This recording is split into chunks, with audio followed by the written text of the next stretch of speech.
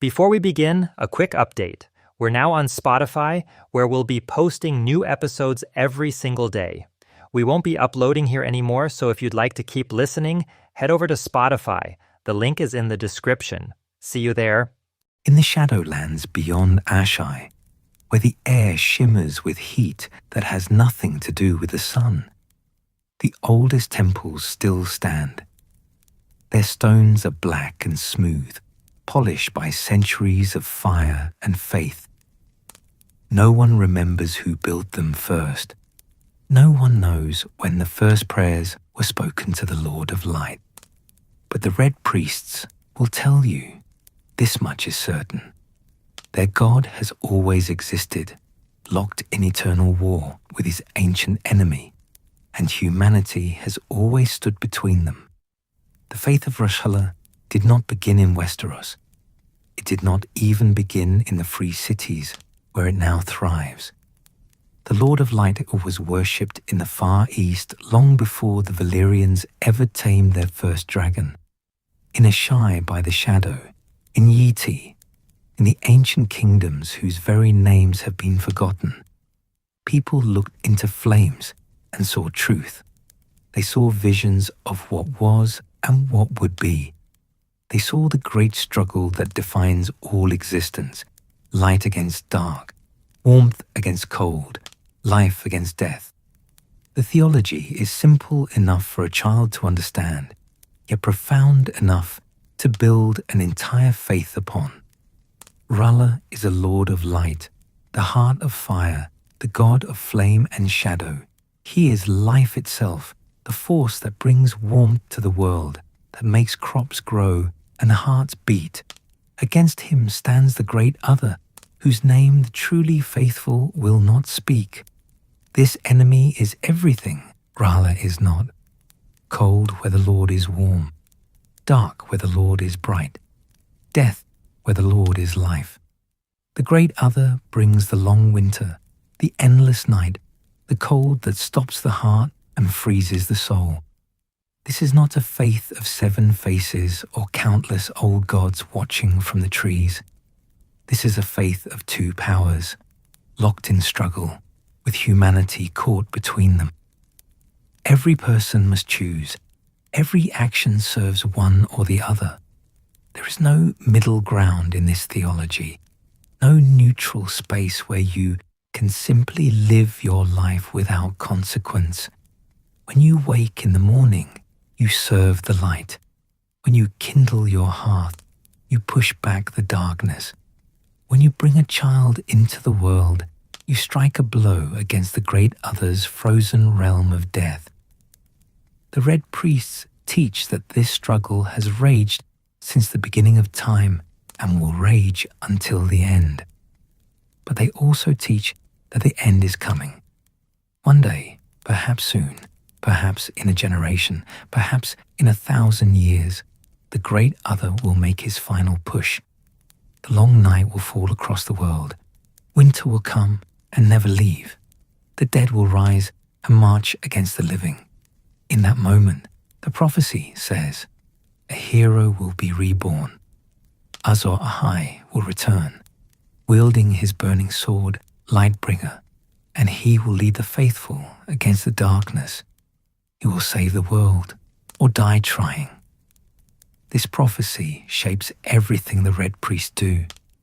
It explains their urgency, their willingness to burn heretics and non-believers, their absolute certainty that they serve the only truth that matters. For them, every soul won to a R'hllor is another warrior for the light. Every convert is one less servant of darkness.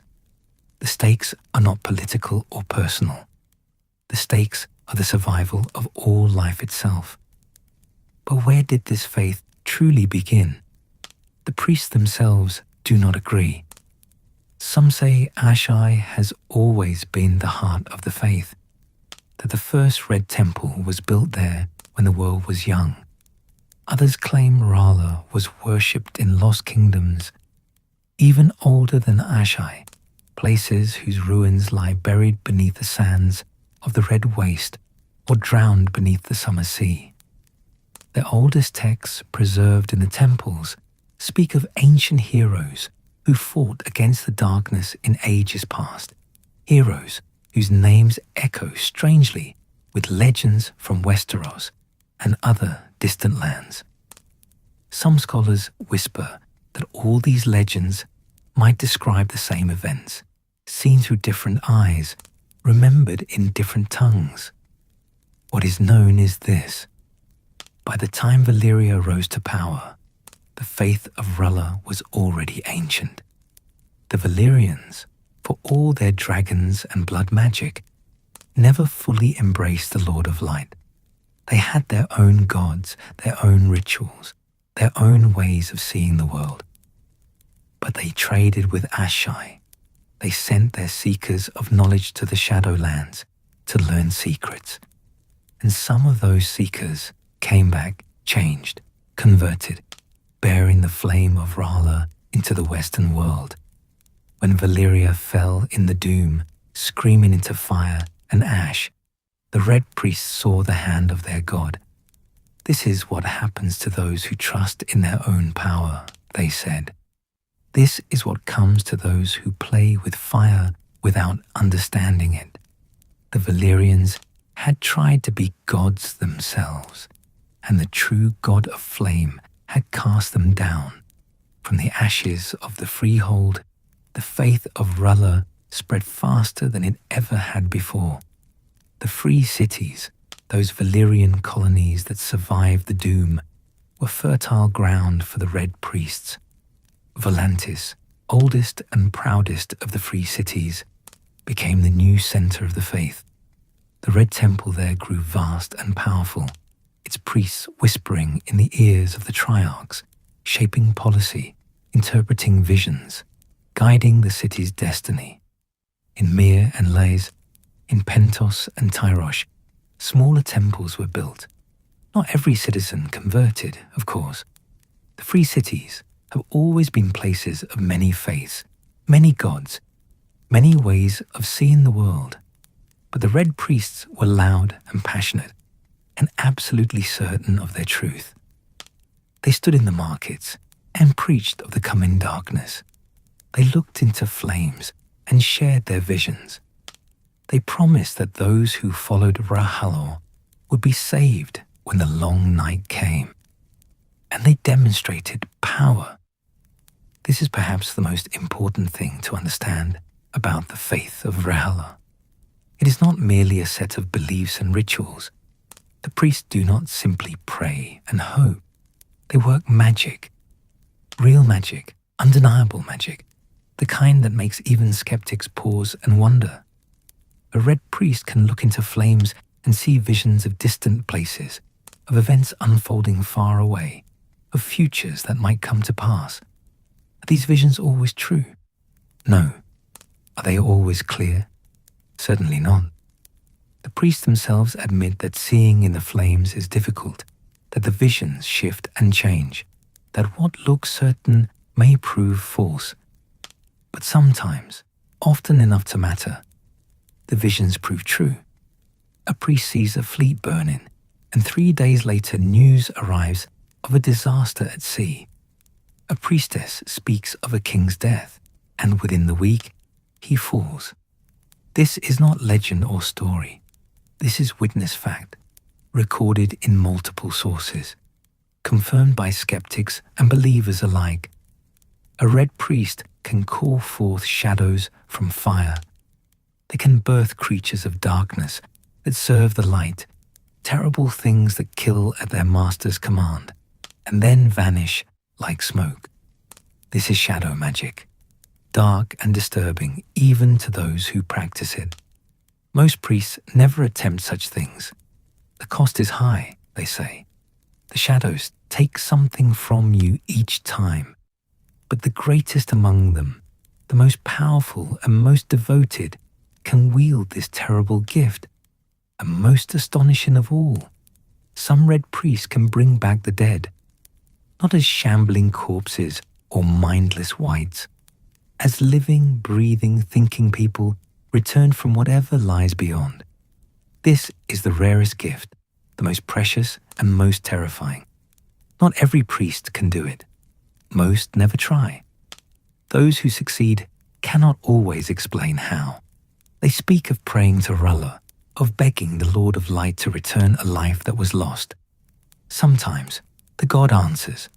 Sometimes he does not. But when he does, when a dead man draws breath again and opens his eyes, when a corpse becomes a living person once more, it is impossible to deny that something beyond nature is at work. These demonstrations of power do more to spread the faith than any sermon ever could. A man might doubt theology.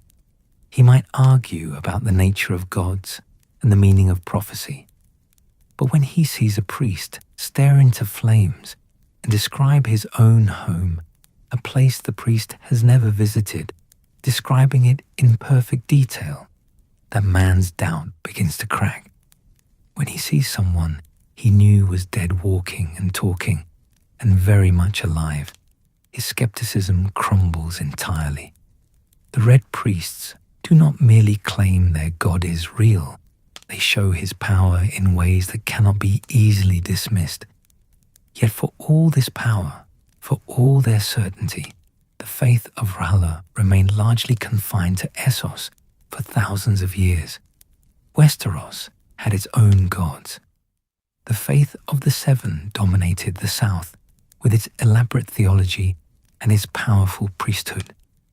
The old gods held the north, worshipped in silent groves before heart trees with carved faces.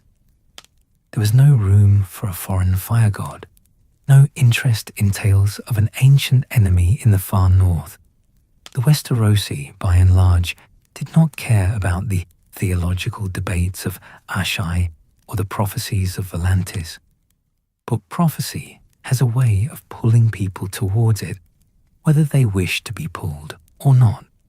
The Red Priests spoke of signs and portents, of warnings that the long night was coming. They looked into their flames and saw ice spreading across the world. They saw dead things walking. They saw a darkness that would swallow everything. And they saw something else too. They saw dragons. They saw them waking after centuries of sleep. They saw them flying and burning and changing the world. The return of dragons, they said, was a sign. Magic was waking in the world again. The final struggle was beginning. The prince that was promised, the reborn Azor Ahai, would soon be revealed. When would this hero come? Where would he be born? What signs would mark his arrival? The prophecies were old and tangled, written in languages that had changed over centuries, interpreted and reinterpreted by priests who each saw something slightly different in the flames, but certain elements remained consistent. The promised prince would be born amidst salt and smoke. He would wake dragons from stone. He would forge a great sword and wield it against the darkness. He would either save the world or watch it burn. These prophecies drove some priests to action. If the great struggle was coming, if the promised prince was about to be revealed, then the faithful needed to be ready. They needed to find him, guide him, serve him. More than that, they needed to spread the faith. The more people who believed in R'hllor, the more souls who served the light, the better humanity's chances when the darkness came.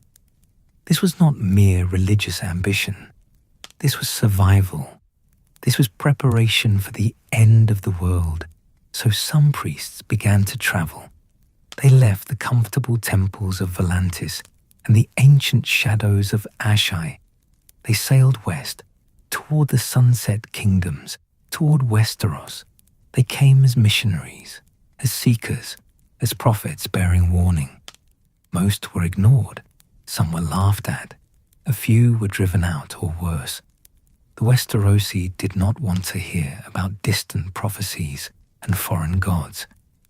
They had their own problems, their own conflicts, their own beliefs.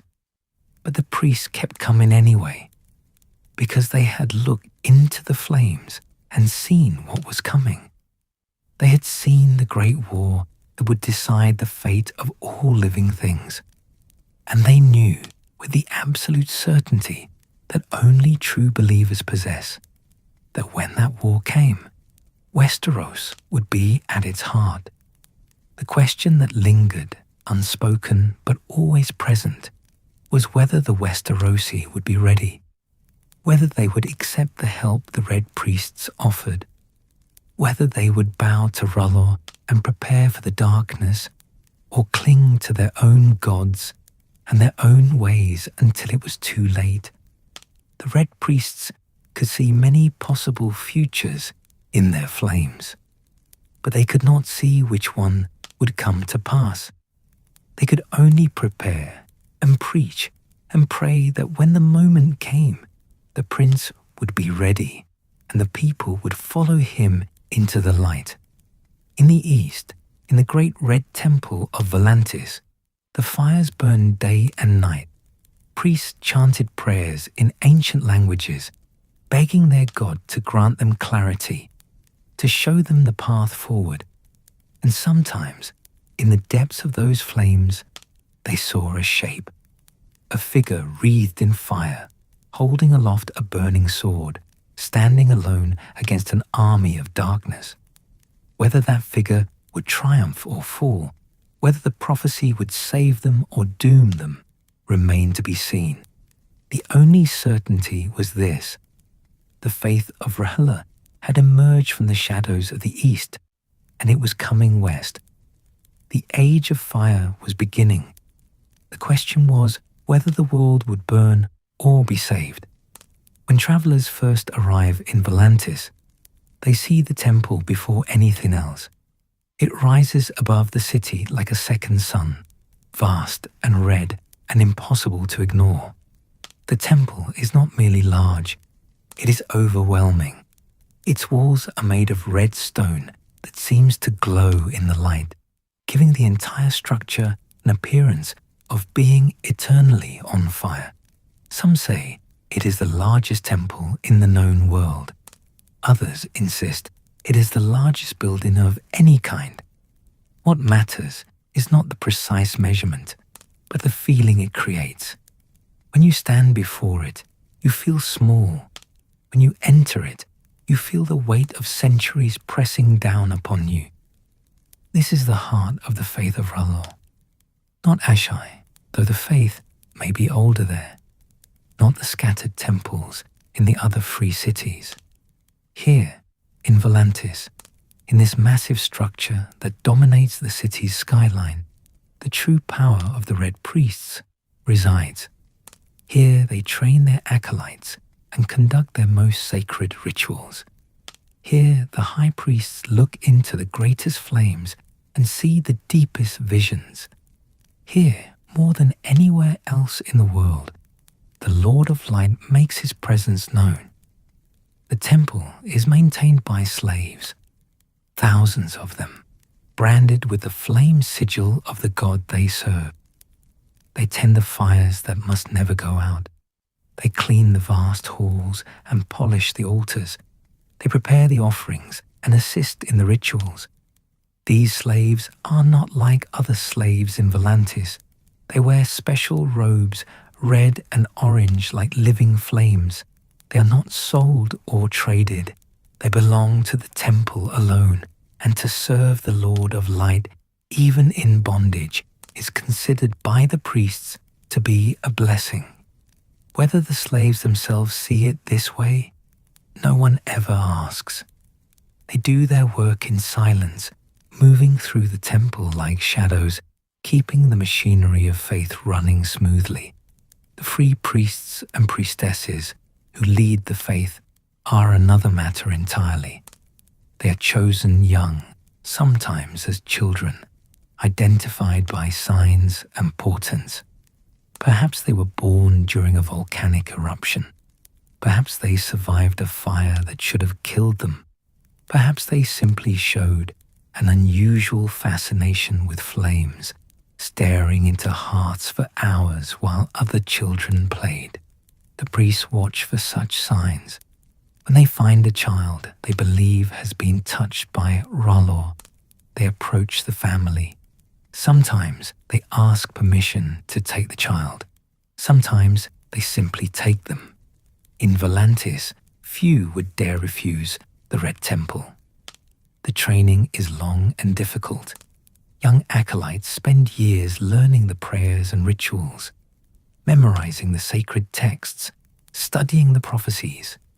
They learn to read the ancient languages in which the oldest writings are preserved. They practice staring into flames for hours at a time, training their minds to see past the dancing fire to the visions that might lie within. Not all of them succeed. Not all of them see anything but ordinary flames. Those who show no gift for visions are trained in other ways. They become administrators, scholars, teachers. The temple needs many kinds of servants, not just prophets, but those who can see, those who develop the gift of looking into flames and perceiving truth. They are marked for greatness. They advance quickly through the ranks. They are given positions of authority. They are sent out into the city to preach and convert. The greatest among them, those whose visions prove most consistently true, may eventually join the inner circle of high priests who guide the temple's direction and interpret the will of R'hllor for all the faithful.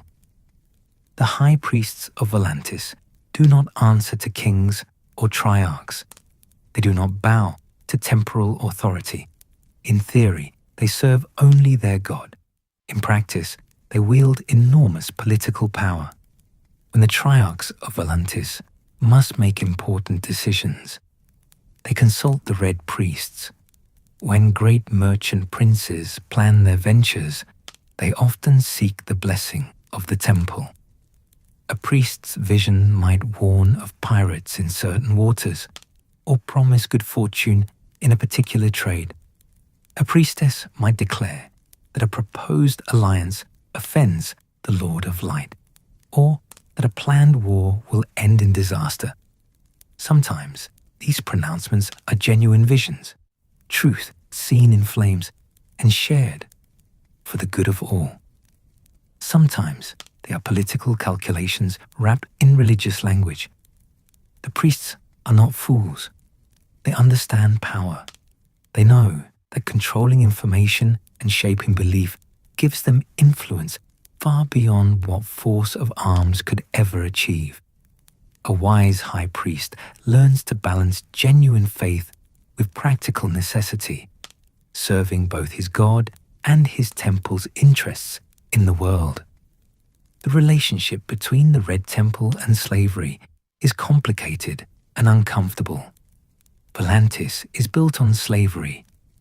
The slaves outnumber the free citizens many times over. They work the fields and man the ships and build the roads and do everything necessary to keep the great city functioning. The old blood families, the tigers who dream of conquering the world, as their Valyrian ancestors once did, see slavery as natural and right. The merchants and elephants who prefer trade to war still rely on slave labor for their wealth. The Red Priests do not condemn this system. They benefit from it directly, using slave labor to maintain their temple. But the faith of R'hllor teaches that all souls matter to the Lord of Light, that slave and master alike stand equal before the flames. This creates a tension that the priests navigate carefully. They preach that slaves who serve faithfully will be rewarded in the afterlife, that suffering in this world is temporary, but the light is eternal. They baptize slaves and free men alike in the same flames. They promise that when the long night comes, R'hllor will judge souls by their faith, not their station. This message appeals to the enslaved. It gives them hope, dignity, a sense that their suffering has meaning, it also makes them less likely to rebel, more willing to accept their lot, because they believe a better existence awaits them. Whether the priests preach this message because they genuinely believe it or because it serves the temple's interests is a question without a clear answer. Perhaps it is both. Perhaps they have convinced themselves that what serves the temple must align with the God's will. The rituals performed in the great temple are elaborate and ancient. The most important occur at sunset and sunrise, those liminal moments when light and darkness meet. At these times, the priests gather in the main hall, where the greatest fire burns eternally. They chant in High Valyrian and older languages, still languages whose meanings are now known only to scholars. They throw powders into the flames that make them flare green and blue and purple. They call upon Rahlo to show them truth, to grant them visions, to protect them from the darkness. Some rituals are darker. The faith of Rahala does not shy away from blood. The Lord of Light is a god of fire, but fire consumes, it transforms, it destroys so that new life may emerge from the ashes. When the priests believe the situation demands it, they make blood sacrifices. Usually these are animals, goats, or bulls or horses. The blood is poured onto the altar fires while prayers are chanted. The priests watch the flames carefully, interpreting how they burn, what colors they show, what shapes they seem to form. But sometimes the sacrifice is human. Criminals condemned to death might be given to the temple instead of being executed by the city. Prisoners of war when Volantis fights its occasional conflicts.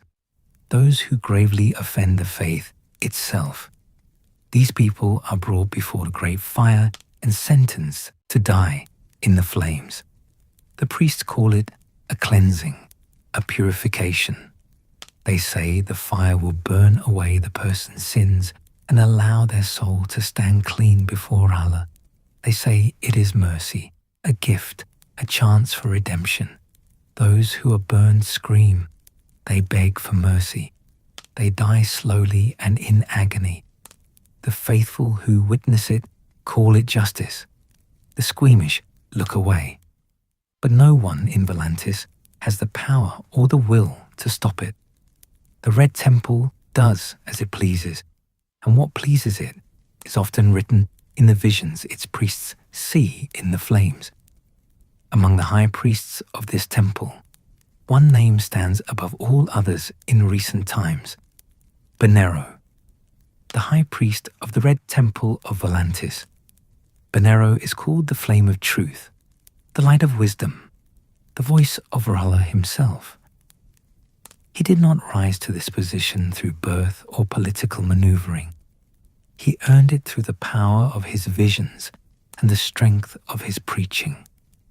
When Benero speaks, thousands gather to hear him. When he looks into the flames, even other priests trust what he sees. Benero's message is urgent and uncompromising. He preaches that the ancient prophecies are coming true in this very moment. The long night is approaching. The great war between light and darkness is about to begin. The time for half measures and comfortable faith is over. Now is the moment when every person must choose their side and prepare for what is coming. His sermons are not gentle. He does not promise easy salvation or comfortable paths. He promises fire and blood and a darkness that will test every soul. But he also promises hope, because Benero has seen something in his flames. He has seen the one who was promised. Across the narrow sea, in the strange land of Westeros, a queen has been born. She has hatched dragons from stone. She has walked through fire and emerged unburnt. She breaks the chains of slaves and topples ancient tyrannies. She is Azor Ahai reborn. She is the prince that was promised, though she is a princess. She is Daenerys Stormborn of House Targaryen, and she will save the world. This vision shapes everything the temple does. Benero sends priests westward with instructions to find this queen and serve her. He preaches her name in the streets of Volantis until thousands know it and chant it with him. He interprets every piece of news that arrives from Slaver's Bay as confirmation of his vision. When Daenerys conquers Astapor, he says, "It is written in prophecy." When she frees the slaves of Yunkai, he declares it the work of R'hllor. When she claims Meereen, he sees the beginning of her march to save the world. Not everyone in the temple agrees with Benero's interpretation. Some priests look into their own flames and see different things. Some believe the prophecy speaks of a prince, not a princess, and therefore cannot refer to Daenerys no matter what sign she shows. Some see other candidates in their visions, other possible heroes. But Benero is the high priest. His voice carries the most weight. His visions are the ones that shape temple policy, and his certainty is so absolute, his faith so powerful, that even those who doubt him hesitate to speak against him openly. The political implications of Benero's preaching are enormous. If Daenerys is truly the chosen one, if she is destined to lead the fight against the darkness, then all the faithful must support her. This means opposing anyone who stands against her. It means preparing Volantis itself for her arrival, should she come. Some merchant princes worry about this. If the Red Priests truly throw their support behind this Targaryen queen, if they convince enough of the population to back her, it could destabilize the entire city. Volantis has its own ambitions, its own interests. Becoming a tool of a foreign queen's destiny does not appeal to everyone, but the priests do not seem concerned with such political calculations. They see themselves as servants of something far greater than any city or kingdom. They serve the Lord of Light, and they believe the Lord of Light has shown them the path. All other considerations are secondary to that central truth. The temple's influence extends far beyond Volantis itself. Priests trained in the Great Temple travel to other cities, establishing smaller temples, converting new believers, spreading the faith. They carry with them the teachings and traditions of the Mother Temple. They maintain correspondence with Volantis, reporting what they see and do, asking for guidance on difficult questions. In this way, the Red Temple of Volantis functions as the center of a vast network that spans much of Essos. When a priest in Myr or Pentos looks into flames and sees a troubling vision, they write to Volantis. When a priestess in Lys debates the meaning of a prophecy with local scholars, she consults the high priests in the Great Temple. When difficult decisions must be made about how to interpret doctrine or handle heretics, the word of Volantis carries tremendous weight. The temple is not quite like the faith of the Seven, with its high septon commanding absolute authority. The faith of R'hllor is more decentralized, more chaotic. But Volantis remains the closest thing to a central authority that exists. Inside the temple, in chambers far from public view, the highest-ranking priests gather regularly to discuss what their visions reveal. They compare what they have seen in the flames. They debate interpretations. They argue about which signs and portents matter most. These meetings are secret. No record is kept of what is said.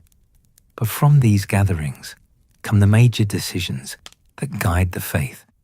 When to send missionaries to new lands, which political leaders to support or oppose, how to respond to news of dragons or other impossible things becoming real again. The priests disagree more than outsiders realize. They have factions and disputes and competing visions of what R'hllor wants, but they present a united face to the world. They maintain the illusion of perfect certainty, of divine guidance that is clear and unambiguous. This is necessary for their power. The moment they admit to being confused, to seeing contradictory visions, to not being entirely sure what the god wants, their authority crumbles. So they speak with confidence, they preach with passion, and they keep their doubts private. As news continues to arrive from the West, as stories of dragons and queens and wars and others spread across Essos, the great temple burns brighter than ever. The priests work longer hours, staring into flames, seeking answers.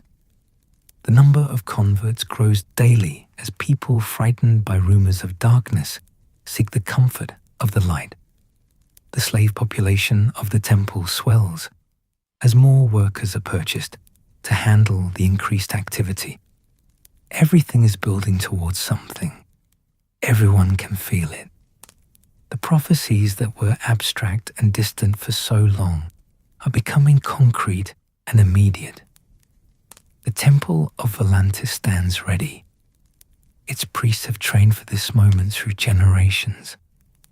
They have kept the faith alive through centuries when it seemed to matter little, when the prophecies felt like ancient history with no relevance to the present. Now the present has caught up to the prophecy.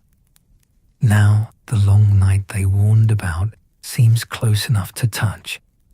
Now the prince they promised has apparently arrived, taking the form of a silver-haired queen across the narrow sea. Whether Benero is right, whether Daenerys is truly the one who is promised, whether the faith of R'hllor will prove to be humanity's salvation or just another failed religion making grand claims it cannot support, all of this remains to be seen. But in Volantis, in the greatest temple ever built to the Lord of Light, the priests believe. They believe with every fiber of their being. They believe enough to burn heretics and preach revolution and send their people across the world in service of their God's plan. The fires burn, the priests pray, the prophecy unfolds, and at the heart of it all, the red temple of Volantis pulses with ancient power, waiting to see if the light will triumph or if the darkness will swallow everything whole. Some men find their faith early and hold it tight their whole lives. Others lose it and never find it again.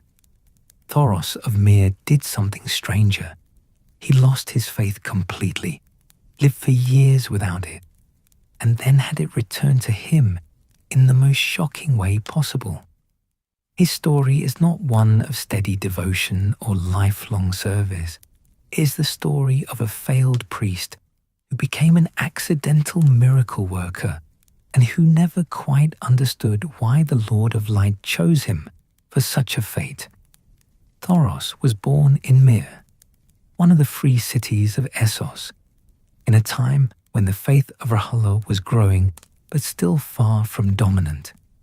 His parents were not particularly religious.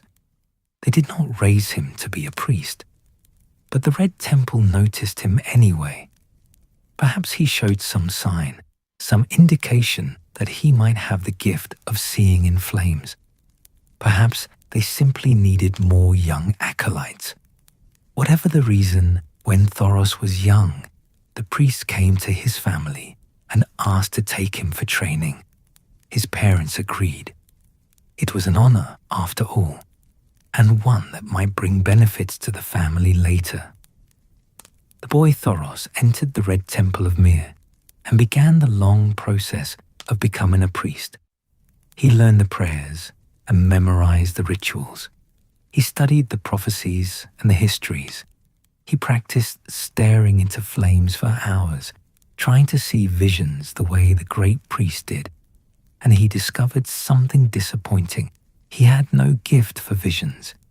He looked into the fire and saw only fire, no images of distant places, no glimpses of the future, no divine messages, just ordinary flames doing what flames do. This should have been the end of his path to priesthood.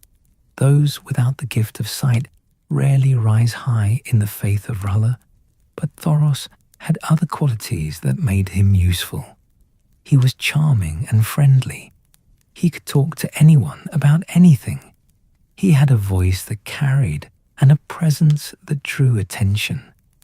The priests recognized that even without visions, Thoros could serve the faith as a missionary. He could spread the word of R'hllor to new places, convert new believers, and establish the faith in lands where it had never taken root. So they trained him as a missionary and eventually gave him an assignment that seemed both important and probably futile. They sent him to Westeros, to the court of King Robert Baratheon. His mission was to convert the king and his nobles to the worship of the Lord of Light.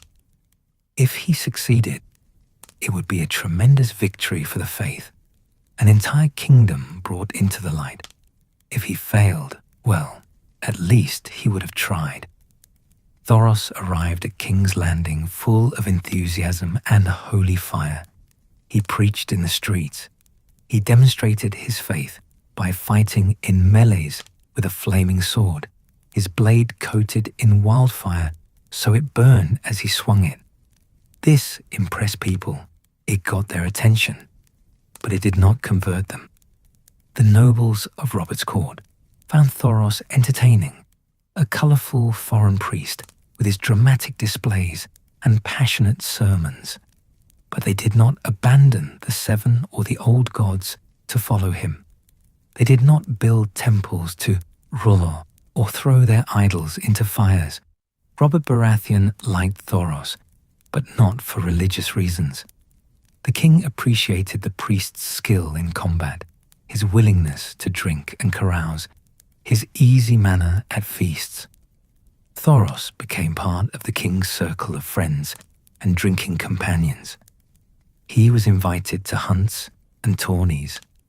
He was welcomed at court not as a holy man, but as an entertaining foreign warrior who happened to wear priest's robes. This was not the outcome the Red Temple had hoped for when they sent him west. As years passed, Thoros' faith began to fade. He had never seen visions in the first place, and now he was thousands of miles from home, surrounded by people who did not believe and did not care.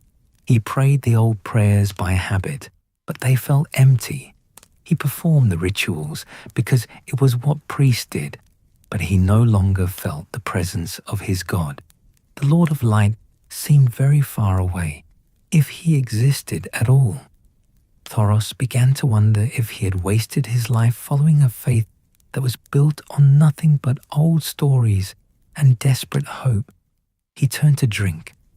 Wine became his comfort, his escape from the growing emptiness inside him.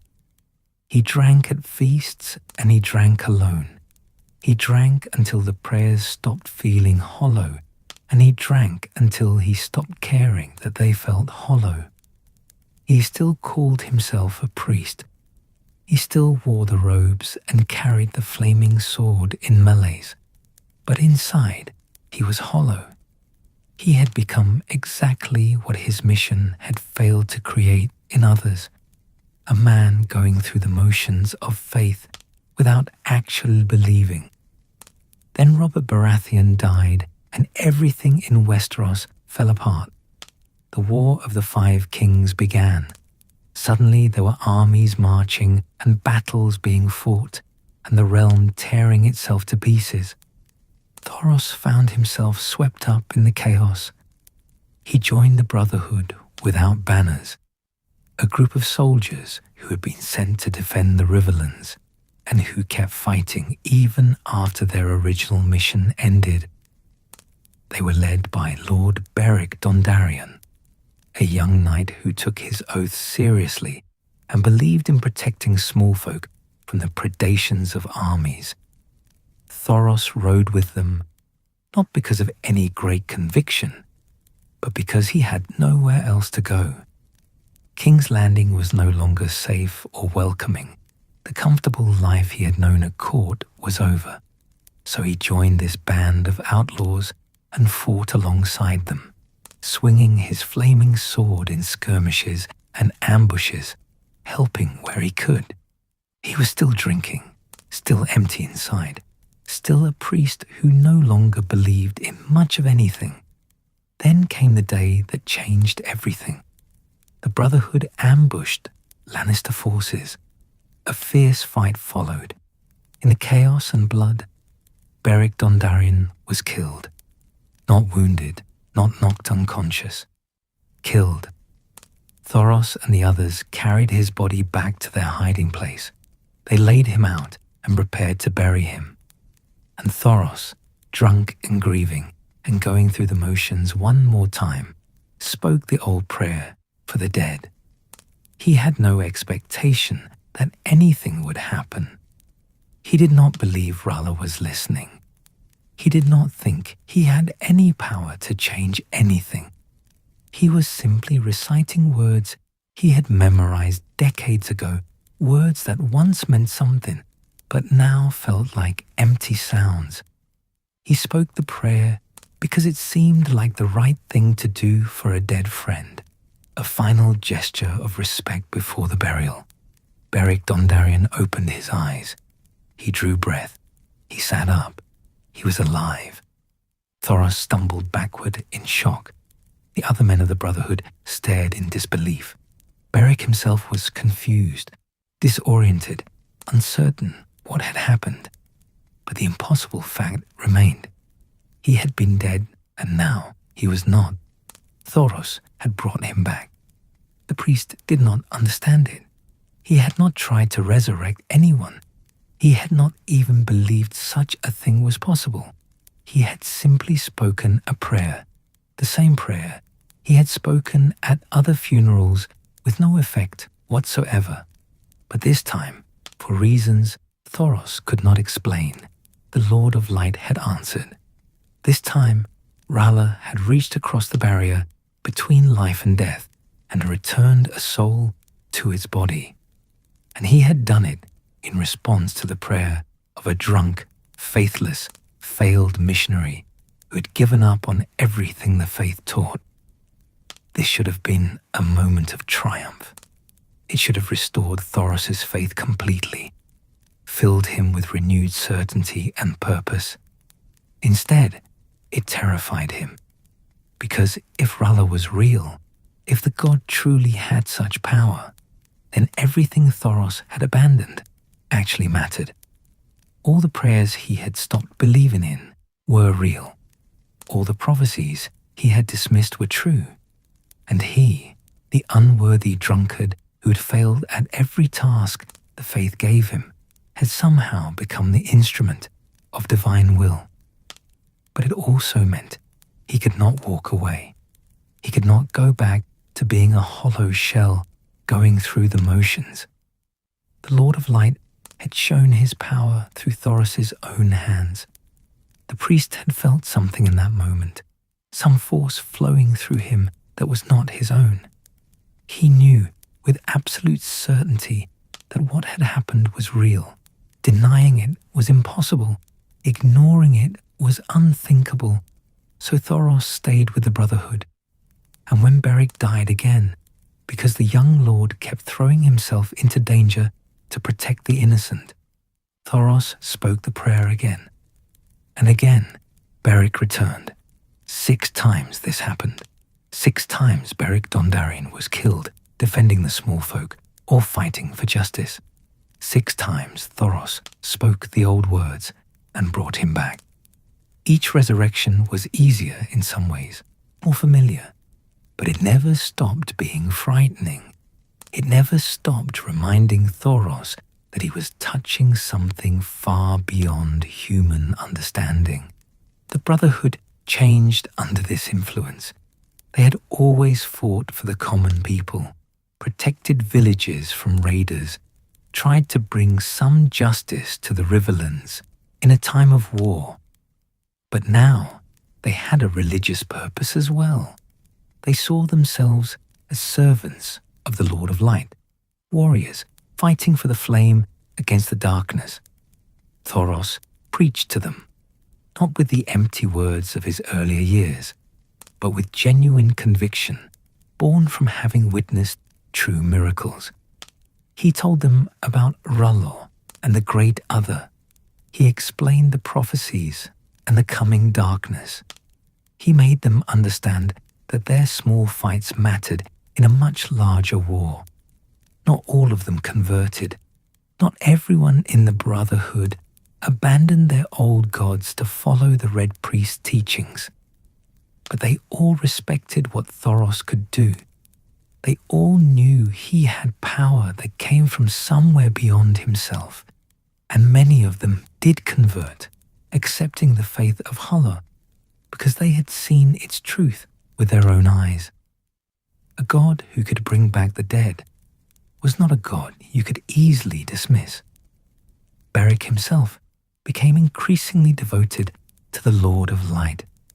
Each time he died and returned, he came back changed. He lost memories. He lost parts of himself. He became less human and more like a creature of fire and purpose. He claimed to see things in the flames that Thoros could not see. He spoke of visions and missions given to him by R'hllor directly. He became convinced that he had been returned to life for a reason, that the Lord of Light had a purpose for him, and that he must serve that purpose no matter the cost. Thoros watched this transformation with mixed feelings. He was grateful that his prayers worked. He was amazed by the power the Lord of Light had given him. But he also mourned for the friend he was slowly losing. Each resurrection took something from Beric. Each return made him a little less like the young knight who had first led the Brotherhood, and a little more like a ghost wearing human skin. Thoros wondered if he was doing Beric a kindness by bringing him back, or if he was condemning him to a fate worse than death. The priest tried to understand why he had been chosen for this gift. He was not the most faithful servant R'hllor had ever had. He was not the most learned or the most devoted. He had spent years doubting, drinking, failing in his mission. Why would the Lord of Light answer his prayers when he had ignored the prayers of so many worthier priests? Thoros had no answer to this question. He could only accept it as a mystery beyond his comprehension. What he did understand was that his comfortable life was over. There would be no more drinking himself into numbness, no more pretending the faith was just empty ritual, no more hiding from the truth in wine and denial. R'hllor had forced him back into service, had proven his existence in the most dramatic way possible, and now Thoros had to live with the consequences. He had to be what he had never managed to be before, a true priest, a real servant of the flame, a man who actually believed in what he preached. The Brotherhood continued their work in the Riverlands, and Thoros continued with them. He fought beside them with his flaming sword. He tended their wounded and blessed their victories. He spoke prayers over the dead, though he only tried to resurrect Beric. The gift did not work on just anyone. It required something specific, some connection between the priest and the person being resurrected, some purpose that R'hllor recognized. Thoros did not fully understand it, but he knew that he could not simply go around bringing back every fallen warrior, the Lord of Light decided who returned and who stayed dead. As the war dragged on and the Brotherhood's reputation grew, people began seeking them out. Some wanted justice, some wanted protection. Some came because they had heard rumors of a priest who could bring back the dead and wanted to see if it was true. Thoros found himself becoming a legend, though not the kind he had imagined when he first came to Westeros. He was not the great missionary who converted a kingdom. He was the drunken priest who somehow became a miracle worker despite himself. When people asked him how he did it, he told them the truth. He did not do it. He simply spoke the words, and Haralla did the rest. He had no special holiness. He had no great wisdom. He was just a man who'd been given a gift he did not understand and did not deserve.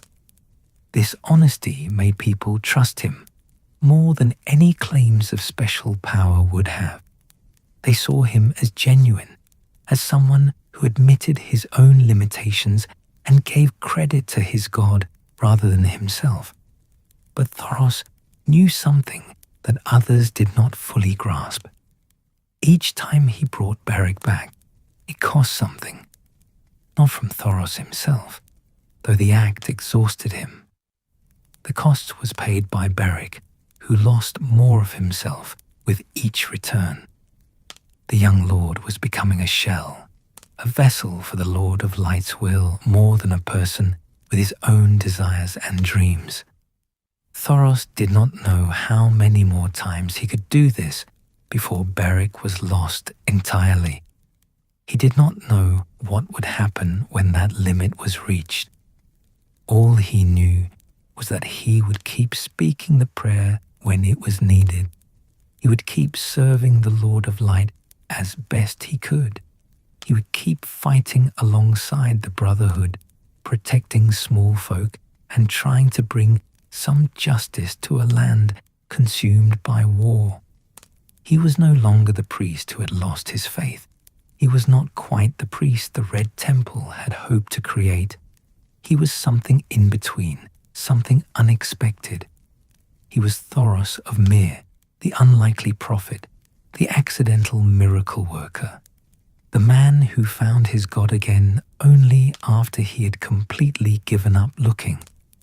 And in the flames, when he dared to look, he sometimes thought he saw something, not clear visions like the great priests in Volantis claimed to see, but hints, suggestions, a sense that something vast and terrible was coming, that the Brotherhood's small fight was part of something much larger, that the Lord of Light had plans that extended far beyond the Riverlands and far beyond anything Thoros could imagine. He did not know if he was ready for what was coming. He only knew he had no choice but to face it. The Lord of Light had claimed him, had proven his existence in ways that could not be denied, and had given him both a gift and a burden that he would carry until the end of his days. Whether those days were few or many, whether he would see the great war the prophecies promised or die before it began, Thoros could not say. He could only keep the faith he had lost and found again, and hope that when the darkness came, the light would be enough to push it back. She came from the Shadowlands, from Ashai by the Shadow, where the buildings are made of black stone and the air tastes of ash. No one knows her true name. No one knows how old she really is. She calls herself Melisandre, and she wears red, always red, robes that flow like living flame. Her skin is pale and smooth. Her eyes are red like garnets. Her hair is the color of burnished copper. She is beautiful in a way that makes people uncomfortable, as if her beauty is not quite natural, as if there is something behind it that human eyes were not meant to see.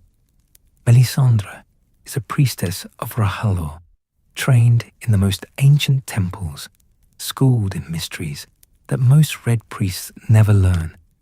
She can look into flames and see true visions. She can birth shadows from her own body and send them to kill at her command. She can create illusions that fool even careful observers. She can survive cold that would kill ordinary people and go without food for longer than should be possible. Whether these abilities come from her god or from the dark art she learned in Asshai, even she might not be entirely certain. But she wields them with absolute confidence and absolute conviction that she serves the Lord of Light's purpose. She came to Dragonstone with a mission. In her flames, she had seen a vision of the prince that was promised, the reborn Azor Ahai who would save the world from the coming darkness. She had seen him clearly, Stannis Baratheon, the stern Lord of Dragonstone, brother to the dead King Robert, rightful heir to the Iron Throne. Everything about him fit the prophecy as she understood it. He was born of the line of kings. He was born amidst salt and smoke on Dragonstone, the ancient Targaryen fortress surrounded by sea. He was a warrior and a commander. He was the one she had been sent to find and serve. Stannis Baratheon was not an easy man to convert. He had been raised in the faith of the Seven, like all Westerosi nobility. He was not particularly religious, but he was traditional and skeptical of foreign practices. When Melisandre first approached him, offering her visions and her service, he dismissed her. He had no interest in strange gods or exotic priestesses. He had enough problems dealing with his brother's death and the question of succession without adding religious complications. But Melisandre was patient and persistent. She showed him things in the flames. She demonstrated her power in ways he could not easily dismiss. She told him things about himself that no stranger should know. She spoke of his destiny and his duty, not just to claim the throne, but to save the world from a darkness he did not yet understand. And slowly, gradually, she began to change his mind. What finally convinced Stannis was not faith, but pragmatism. Melisandre offered him something his other advisors could not provide, a path to victory. She had power, real power, the kind that could affect outcomes in war. She could see things in flames that gave him intelligence about his enemies. She promised that Arhala would support his claim, because his claim was just and his cause was righteous. For a man who had always done his duty and followed the law only to see others prosper while he struggled, this was a seductive message. Stannis began to listen to her counsel. He allowed her to perform her rituals on Dragonstone. He did not convert fully, not at first, but he gave her space to work and to worship. This was all the opening Melisandre needed. She was not trying to win Stannis' soul in the way a traditional priest might. She was trying to make him into the weapon the Lord of Light needed, to shape him into the hero who would fulfill the prophecy. Whether he truly believed in Arhala was less important than whether he would serve R'hllor's purpose. The first great demonstration of Melisandre's power came when she convinced Stannis to burn the idols of the Seven on Dragonstone. The sept was filled with beautiful statues of the father, the mother, the warrior, the smith, the maiden, the crone, and the stranger. These idols had been worshipped on Dragonstone for generations. Melisandre declared them false gods, demons wearing pretty faces, obstacles to the true faith. She demanded they be destroyed by fire. Some of Stannis' men were horrified. These were their gods being burned. This was sacrilege. But Stannis had made his decision. If he was going to follow this path, he would follow it completely.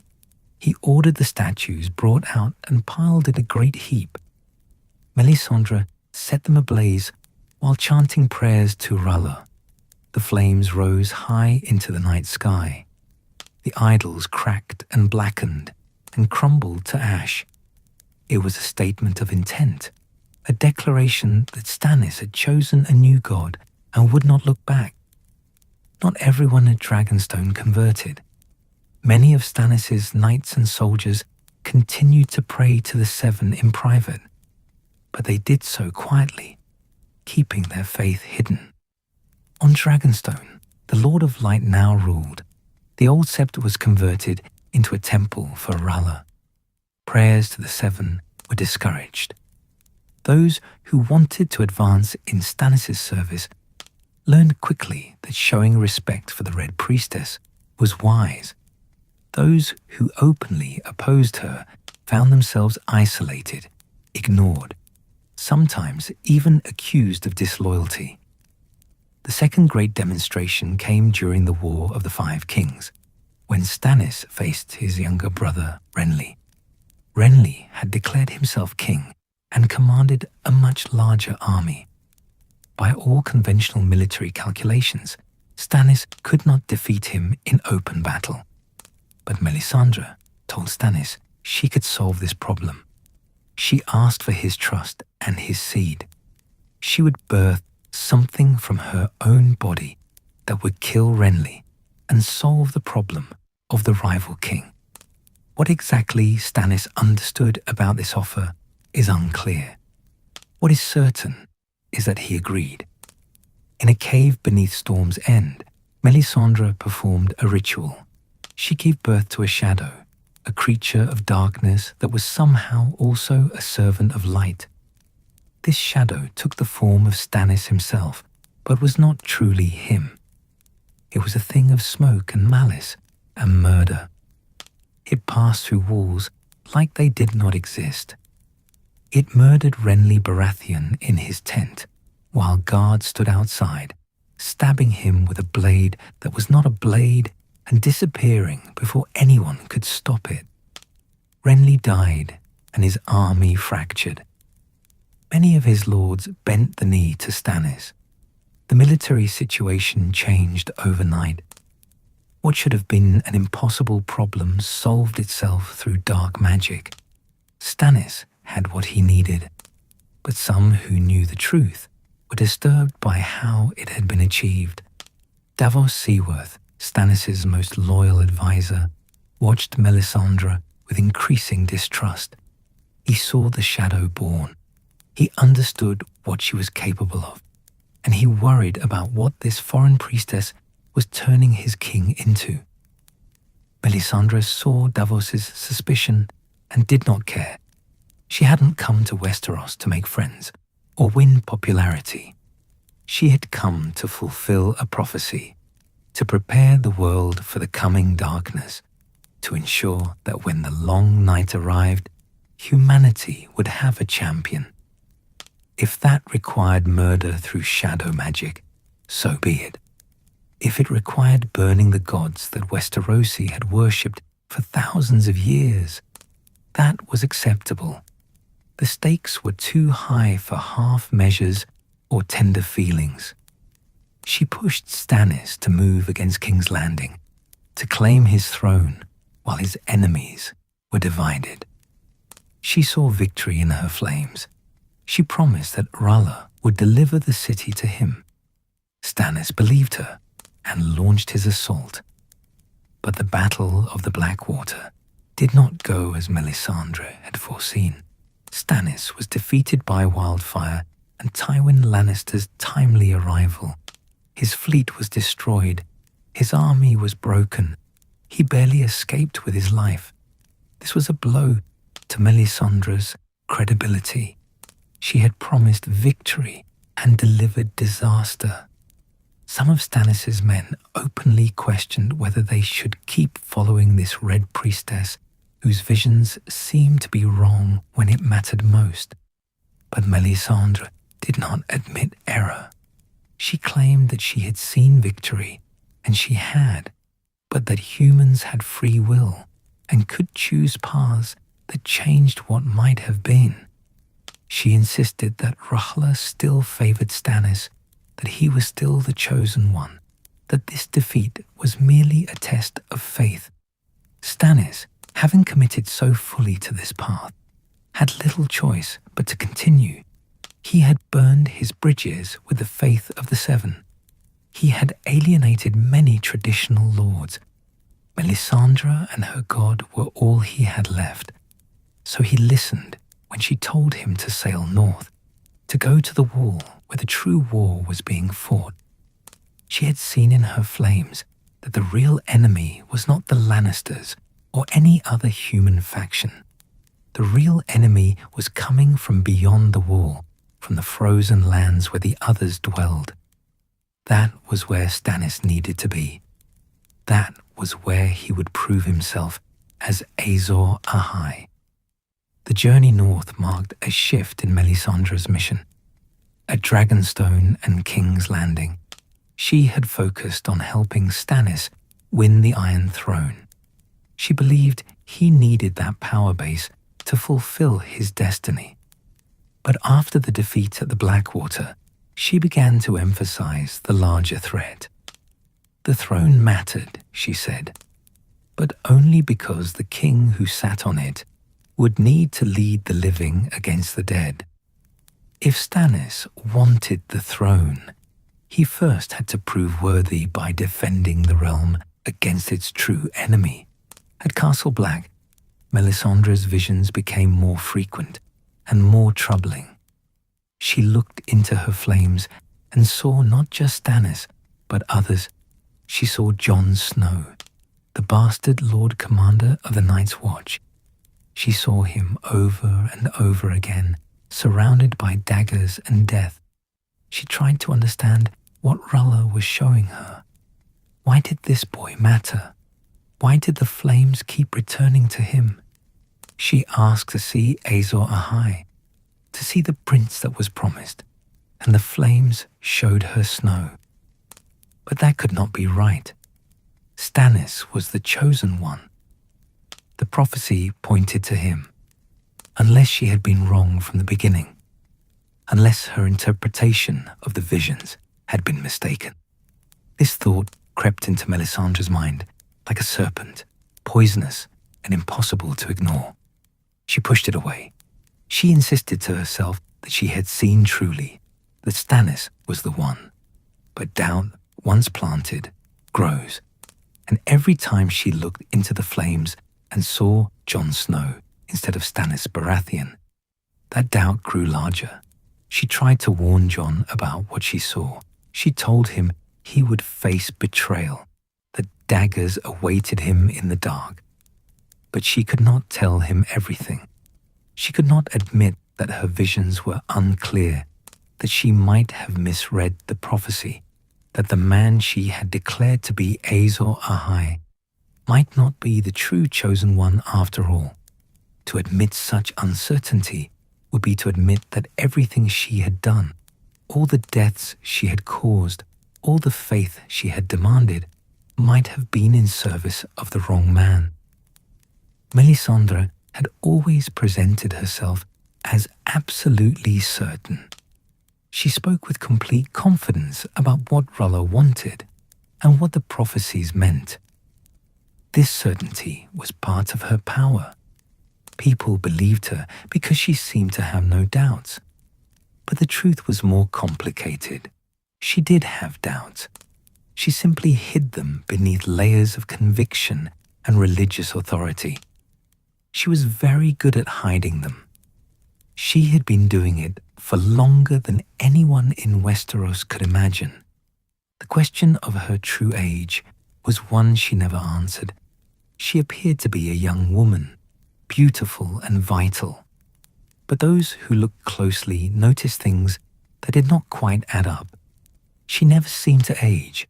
She never seemed to tire. She wore a ruby at her throat that seemed to pulse with its own light. Some whispered that the ruby was the source of her power, that it was a glamour hiding her true appearance. Others said she was far older than she looked, that she had used dark arts learned in Asshai to extend her life far beyond natural limits. Melisandre neither confirmed nor denied these rumors. She kept her secrets close. She allowed people to wonder and whisper because mystery enhanced her power. A priestess who admitted to being simply a skilled sorceress wearing a disguise would lose her authority. A priestess who remained mysterious, who might be ancient beyond reckoning, who might have powers no one fully understood. The priestess commanded respect and fear. What drove her forward, what kept her committed to her mission despite doubts and setbacks, was genuine belief in the threat. She truly thought the darkness was coming. She truly believed that without a champion, without Azor Ahai, the world would fall to the others and the long night would never end. This was not political calculation or personal ambition. This was religious conviction. She had seen too much in the flames to dismiss it. She had felt the cold coming. Then came the Red Priests with their fire and their absolute certainty, and that delicate balance began to crack. The first Red Priest to arrive in Westeros was Thoros of Myr, but he came as a curiosity, an entertainer with his flaming sword and exotic sermons. He converted no one. He changed nothing. He was tolerated because he was harmless, a foreign oddity at King Robert's court. But when Melisandre came to Dragonstone, everything changed. She did not come to entertain. She came to convert. She came to burn the old gods away and replace them with her Lord of Light. The burning of the Seven on Dragonstone was the first open act of religious war, when Stannis Baratheon ordered the statues of the Seven, dragged from their sept and piled high for burning, when Melisandre set them ablaze while chanting prayers in a language most Westerosi had never heard. It sent a message across the narrow sea and throughout the Seven Kingdoms. The old gods, whether they be the Seven or the nameless gods of the north, were being challenged. A new god had come to Westeros, and he demanded total devotion. The reaction was swift and furious. The faith of the Seven denounced Stannis as a heretic and a blasphemer. Septons preached against him from their pulpits. They called him the enemy of the gods, a man who had turned his back on everything holy to follow a demon wearing the mask of divinity. They said the Lord of Light was not a true god, but a trick of the Red Witch, that Melisandre had seduced Stannis with dark magic and led him into damnation. The High Septon in King's Landing declared that any man who followed Stannis into this foreign faith was damned and would find no mercy in the afterlife. Common people heard these sermons and believed them. They had been raised to worship the Seven. Their parents and grandparents had prayed in the same septs to the same gods for generations. The idea of abandoning all that to follow some eastern fire god seemed insane. More than insane. It seemed evil.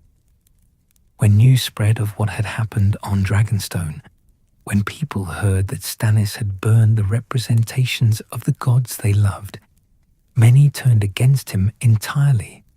They would not follow a heretic king, no matter what his claim to the throne might be. But some did convert. Not many, but some. Mostly they were people who had nothing left to lose, soldiers who had seen too much death and found no comfort in prayers to the Seven, small folk whose villages had been burned and whose families had been killed. while the seven did nothing to protect them. People who were angry at the world and willing to try anything, even a foreign god, if it offered them hope or purpose or revenge. Melisandre welcomed these converts. She baptized them in fire, having them walk through flames that burned but did not consume. She taught them the prayers and the rituals. She told them they were joining the army of light, that they would fight in the great war that was coming. For people who felt powerless and broken, this message had appeal. It gave them meaning. It gave them a mission. It made them feel like they mattered in a world that had treated them as disposable. The Queen's men, as Stannis' most devoted followers came to be called, took to the faith of Arahella with frightening intensity. They stopped praying to the seven entirely. They began to see the world in the stark terms that Melisandre preached. Everything was either light or darkness, fire or ice, good or evil. There was no middle ground. Those who did not accept R'hllor were servants of the Great Other, whether they knew it or not. This black and white thinking made them effective warriors, but terrible neighbors. They saw enemies everywhere. They trusted no one who did not share their faith. When Stannis sailed north to the Wall, he brought this religious fervor with him. Castle Black had never been a particularly religious place. The Night's Watch swore no oaths to any gods. They were meant to be neutral, serving the realm rather than any faith. But Melisandre did not accept neutrality. She set up a shrine to R'hllor in the castle yard. She burned offerings and chanted her prayers. She tried to convert the men of the Watch, telling them that the enemy they faced beyond the Wall was the Great Other's army, that only through R'hllor could they hope to survive. Most of the Black Brothers ignored her. They had their own beliefs, or no beliefs at all. They did not care what god Stannis worshipped as long as he helped them fight the wildlings and the others. But some listened, some converted. These men began to attend Melisandre's rituals. They prayed to the Lord of Light. They spoke of fire and shadow and prophecy. It created division within the Watch, tension between those who had converted and those who had not. Jon Snow, as Lord Commander, tried to keep the peace. He made it clear that men could worship whatever gods they chose, but they were brothers of the Watch first and worshippers second. He did not forbid Melisandre from preaching, but he also did not encourage it.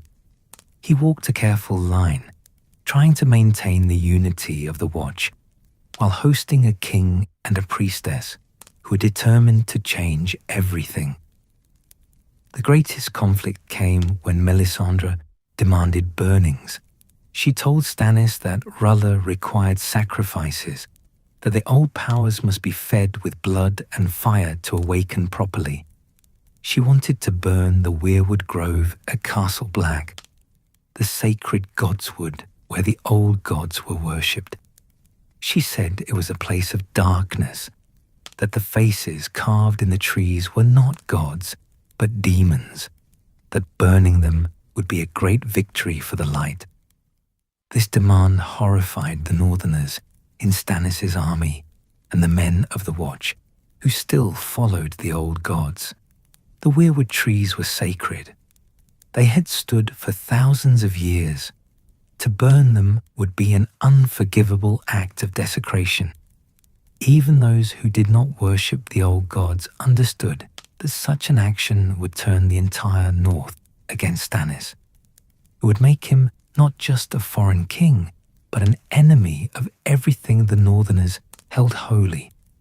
Jon Snow refused to allow it.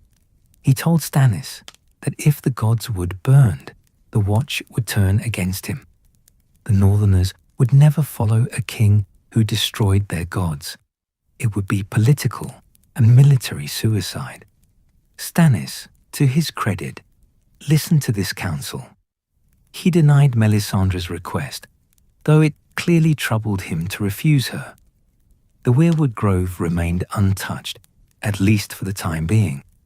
But Melisandre did burn others. She convinced Stannis that sacrifices were necessary, that blood must be spilled to awaken the power they would need. She burned men who had followed the old gods and refused to convert. She burned prisoners taken in battle. She said each burning brought them closer to victory, that each sacrifice strengthened Stannis and weakened his enemies. Whether this was true or whether Melisandre simply believed it to be true, no one could say for certain. Those who witnessed the burnings never forgot them. The screaming, the smell of burning flesh, the way people thrashed in the flames before finally going still. It was horrible in a way that battles were not. In battle, death came quick and violent, but burning was slow. It was torture dressed up as holy ritual. Some of the Queen's men watched with religious fervor, convinced they were witnessing justice and purification. Others watched in horror and wondered what kind of god demanded such sacrifice. The Brotherhood, without banners, took a different approach to the faith of Arala. They converted many members to the worship of the Lord of Light, but they did not burn people or destroy the symbols of other faiths. They simply added the Red God to their prayers and continued their mission of protecting small folk. Thoros preached to them about R'hllor, but he did so gently, without demands or threats. He showed them what his God could do by bringing Beric back from death. He let the miracles speak for themselves rather than forcing belief through fear. This created a unique fusion in the Brotherhood. They worshipped the Lord of Light, but they also maintained some respect for the old ways. They were outlaws and warriors first, religious fanatics second. They prayed to R'hllor before battle and thanked him after victory, but they did not go around burning septs or forcing conversions. This made them unusual among followers of the Red God. They had the faith, but not the fanaticism. They believed, but they did not demand that everyone else believe or die. In the Riverlands, where the Brotherhood operated, common people heard about this Red God and his miracles. Some were curious, some were frightened. Most simply added the Lord of Light to the long list of things they did not understand about the world and went on with their lives. If this foreign god helped the Brotherhood protect villages from raiders, then perhaps he was not all bad. If he could bring people back from death, then perhaps he had some power worth respecting. But that did not mean they would stop praying to the Seven or abandon the faith of their fathers. This was the pattern throughout most of Westeros. The faith of R'hllor made small inroads, converting individuals here and there, but it never became a mass movement. The cultural resistance was too strong. The faith of the Seven was deeply embedded in Southern society, tied to marriage and inheritance and every aspect of life. The old gods were equally embedded in the North, part of the very identity of being a Northerner. A few dozen Red Priests, no matter how dramatic their powers, could not overturn thousands of years of tradition in a few months or even a few years. The Red Priests themselves seemed to understand this. Most of them were not trying to convert all of Westeros. They were trying to prepare the realm for what was coming. They preached about the others and the long night. They warned that the true enemy was not other humans, but the ancient cold that was creeping south. They said that when that enemy arrived, it would not matter what God's people prayed to. Only fire would save them. Only the Lord of Light could push back the darkness. This message resonated more than the religious doctrine did.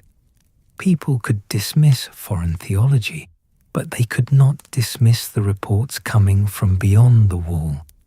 Dead things walking, entire villages disappearing, the cold growing worse each year. These were real threats, not abstract theological debates. If the Red Priests had answers, if their God could help fight these horrors, then perhaps it was worth listening to them, even without converting. The faith of the Seven found itself in a difficult position. They could not deny that strange things were happening. They could not explain why their gods seemed powerless against the threats from the north. They could not offer the kind of dramatic demonstrations that the Red Priests provided. So they fell back on tradition and authority, insisting that the Seven would protect the faithful, that the old ways were still the best ways, that foreign gods were not needed or wanted in Westeros. But underneath the official denunciations, some septons and septors wondered. They wondered if perhaps the Red Priests were right about the threat, even if they were wrong about the theology. They wondered if the world was changing in ways that required new responses. They wondered if clinging to tradition might doom them all. These doubts were rarely spoken aloud, but they existed, spreading slowly through the faith like cracks in old stone. In the end, the clash between the Red Faith and the traditional religions of Westeros was not settled by theology or philosophy. It was settled by power and pragmatism. Those who had power, like Stannis, could impose their new faith on their followers. Those who sought power, like some desperate lords and knights, converted, hoping to gain favor. Those who had witnessed miracles, like the men who saw Beric resurrected, converted because they could not deny what they had seen. But the vast majority of Westerosi remained unconverted. They hedged their bets. They prayed to their traditional gods, but also showed respect to Arhala, just in case. They did not burn their sept icons or cut down their weirwoods, but they also did not mock the Red Priests or refuse them hospitality. They waited to see what would happen, which faith would prove strongest, which God would show the most power when the darkness finally came. The Red Priests accepted this uneasy coexistence because they had no choice. They were too few to force conversion through violence. They were too foreign to win converts through cultural appeal. All they could do was demonstrate their power, preach their message, and hope that when the long night finally arrived, enough people would remember what they had said and turn to the fire for salvation. The fires burned in their shrines and temples, small flames in a realm that worshipped other gods. But the flames burned nevertheless, waiting for the moment when the cold would come and everyone would need their warmth to survive. At the center of everything the Red Priests do, at the heart of every sermon and every burning and every vision sought in flames, lies a single prophecy. It is ancient beyond measure, passed down through generations, translated from languages now dead, interpreted and reinterpreted until the original meaning is buried beneath layers of belief and hope and desperation. Yet every Red Priest knows it. Every follower of Rahala can recite it.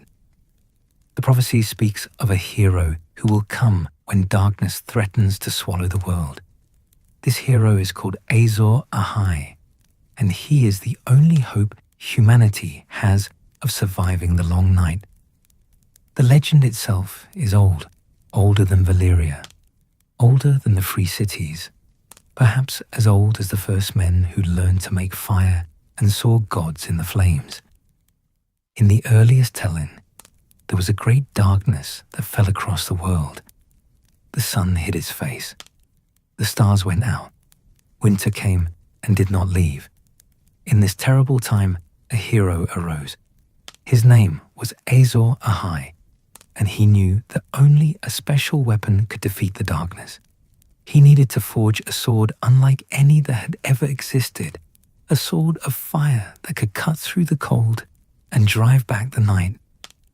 Azor Ahai worked for 30 days and 30 nights, tempering the steel with sacred flames, whispering prayers to Ahlur as he hammered.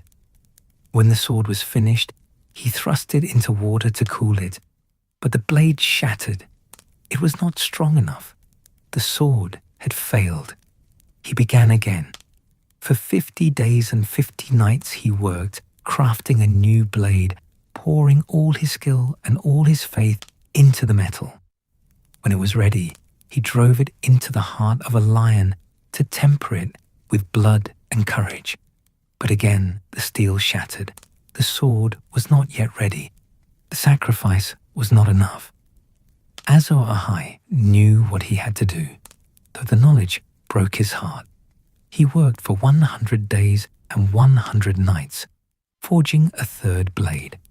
This time, when the moment came to temper it, he called his wife Nissa to his side. He told her what was required. He told her that only through her sacrifice could the sword become what it needed to be. Whether she went willingly or whether he took her life against her will, the stories differ. But the result is always the same. Azor Ahai drove the blade through his beloved wife's heart. Her soul and her strength and her courage entered the steel. Her blood boiled and steamed. Her cry of anguish and love echoed across the world. And when Azor Ahai pulled the blade free, it was no longer ordinary steel. It was Lightbringer, the red sword of heroes, a blade that burned with its own inner fire and could never be extinguished. With this sword, Azor Ahai drove back the darkness. He fought the others and their army of the dead. He saved humanity from extinction, though the cost had been everything he loved. This is the legend. This is the foundation upon which the prophecy is built, because the Red Priests teach that Azor Ahai will come again. When the long night returns, when the others march south once more, when the world faces the same extinction it faced in the ancient past, the hero will be reborn. He will forge Lightbringer anew, or claim it from where it has been hidden. He will lead the living against the dead. He will either save the world or die trying. But who is this promised hero? How will he be recognized? What signs will mark his coming? The prophecy gives answers, though they are not as clear as anyone would like. The ancient texts speak of specific conditions and signs. After long summer, a great winter will come. A red star will bleed in the sky. Darkness will gather. In this time, Azor Ahai will be reborn amid salt and smoke. He will wake dragons from stone. He will draw forth Lightbringer and wield it against the darkness. Every red priest interprets these signs differently. Every priestess sees something slightly different in her flames. This has led to disagreement and confusion, to different candidates being proclaimed as the promised prince, to different interpretations of what the prophecy actually means. Some insist the prophecy is literal, that every detail must be fulfilled exactly as written. Others argue that prophecy is symbolic, that the signs must be interpreted metaphorically. All agree that Azor Ahai is coming or has already come. They simply cannot agree on who he is. Melisandre looked into her flames and saw Stannis Baratheon. Everything about him seemed to fit. He was born on Dragonstone, an island fortress surrounded by salt water and volcanic smoke. He was a warrior and a king, stern and dutiful, and willing to do whatever was necessary. He claimed the Iron Throne by right, making him a prince in the political sense. When Melisandre came to him, a red comet blazed across the sky, the red star bleeding just as the prophecy foretold.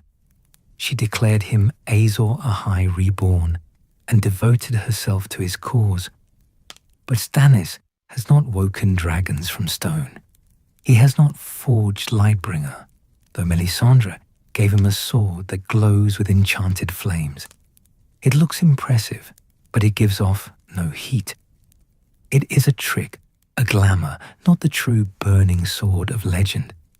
And Stannis has suffered defeats that Azor Ahai should not suffer. He lost the Battle of the Blackwater. He struggles in the north against human enemies, let alone against the supernatural threat of the others. If he is truly the promised hero, he has not yet proven it. Some Red Priests rejected Melisandre's interpretation from the beginning. They looked into their own flames and saw someone else. They saw a woman with silver hair, born in exile, mother of dragons. Daenerys Targaryen fits the prophecy in ways that are impossible to ignore. She was born on Dragonstone during a terrible storm, amidst salt spray and smoke from her mother's birthing bed. She walked into fire and emerged unburnt, a miracle no one can deny. Most importantly, she hatched 3 dragon eggs that had been stone for over a century. She literally woke dragons from stone, fulfilling the prophecy in the most direct way possible.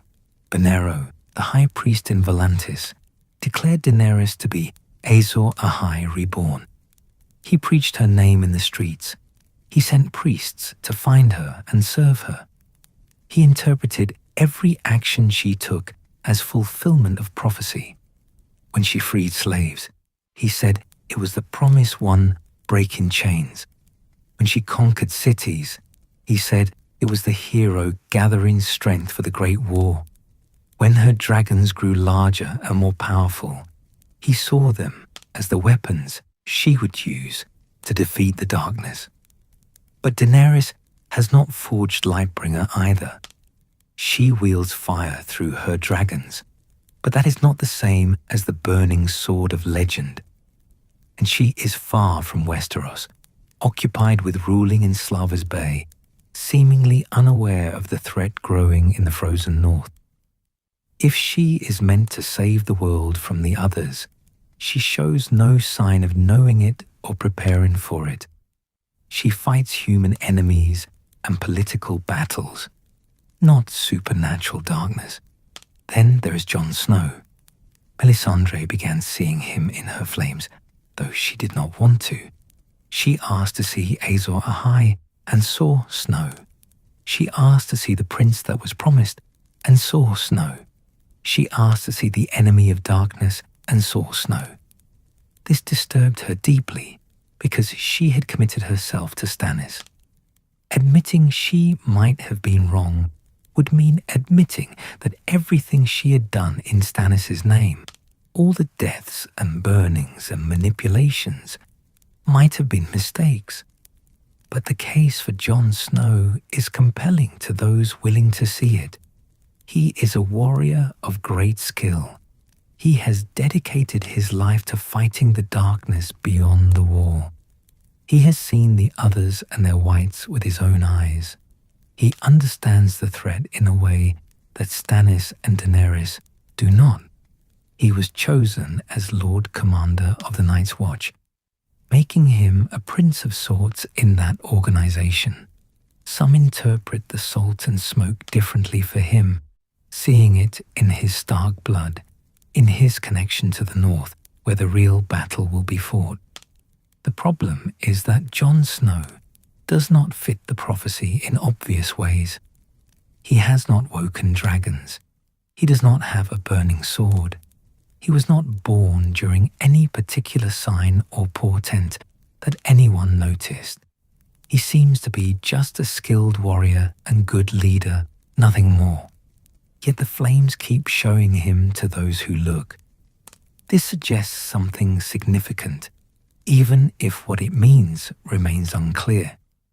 Some scholars and masters who have studied the prophecy point out another complication. The High Valyrian word for prince is gender neutral. It could mean prince or princess. The translation is not clear. This means the promised one could be male or female.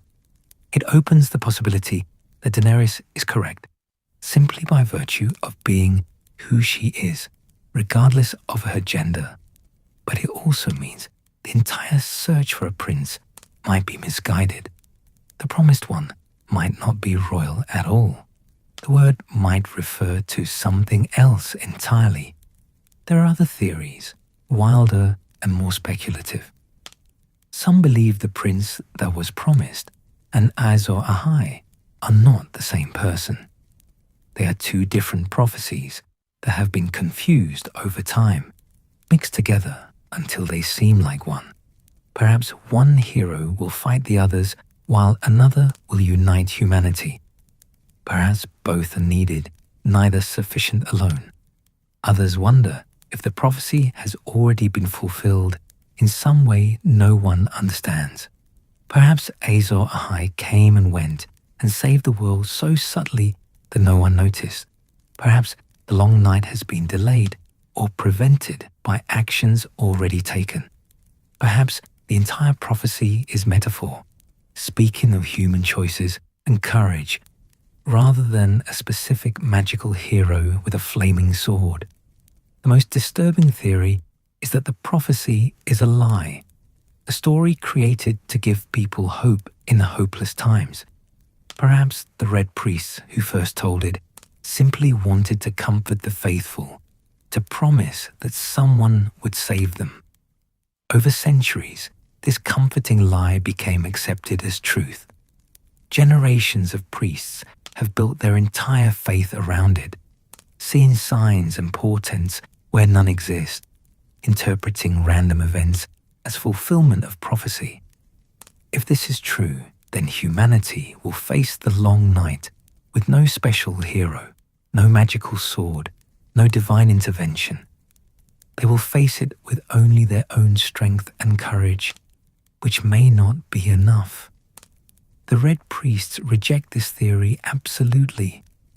They have seen too much in the flames to believe it is all meaningless.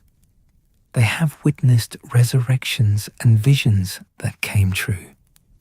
They have felt the power of R'hllor moving through them. They know their God is real, which means his prophecies must also be real. The prince that was promised will come. Azor Ahai will be reborn. The only question is when and who. As the cold grows worse and reports of others become more frequent, the urgency around the prophecy intensifies. Every Red Priest searches their flames more desperately. Every vision is analyzed and debated.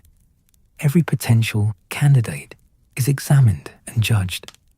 The priests know that time is running out. The long night is coming.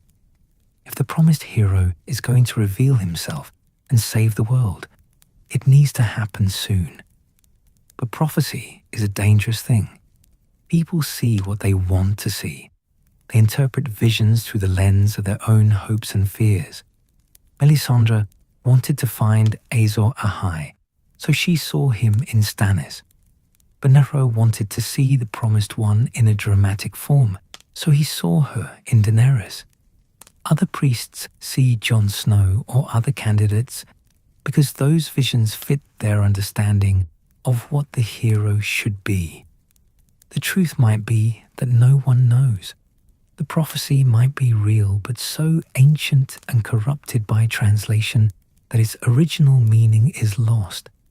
The signs might be genuine, but so symbolic that they can be interpreted a dozen different ways.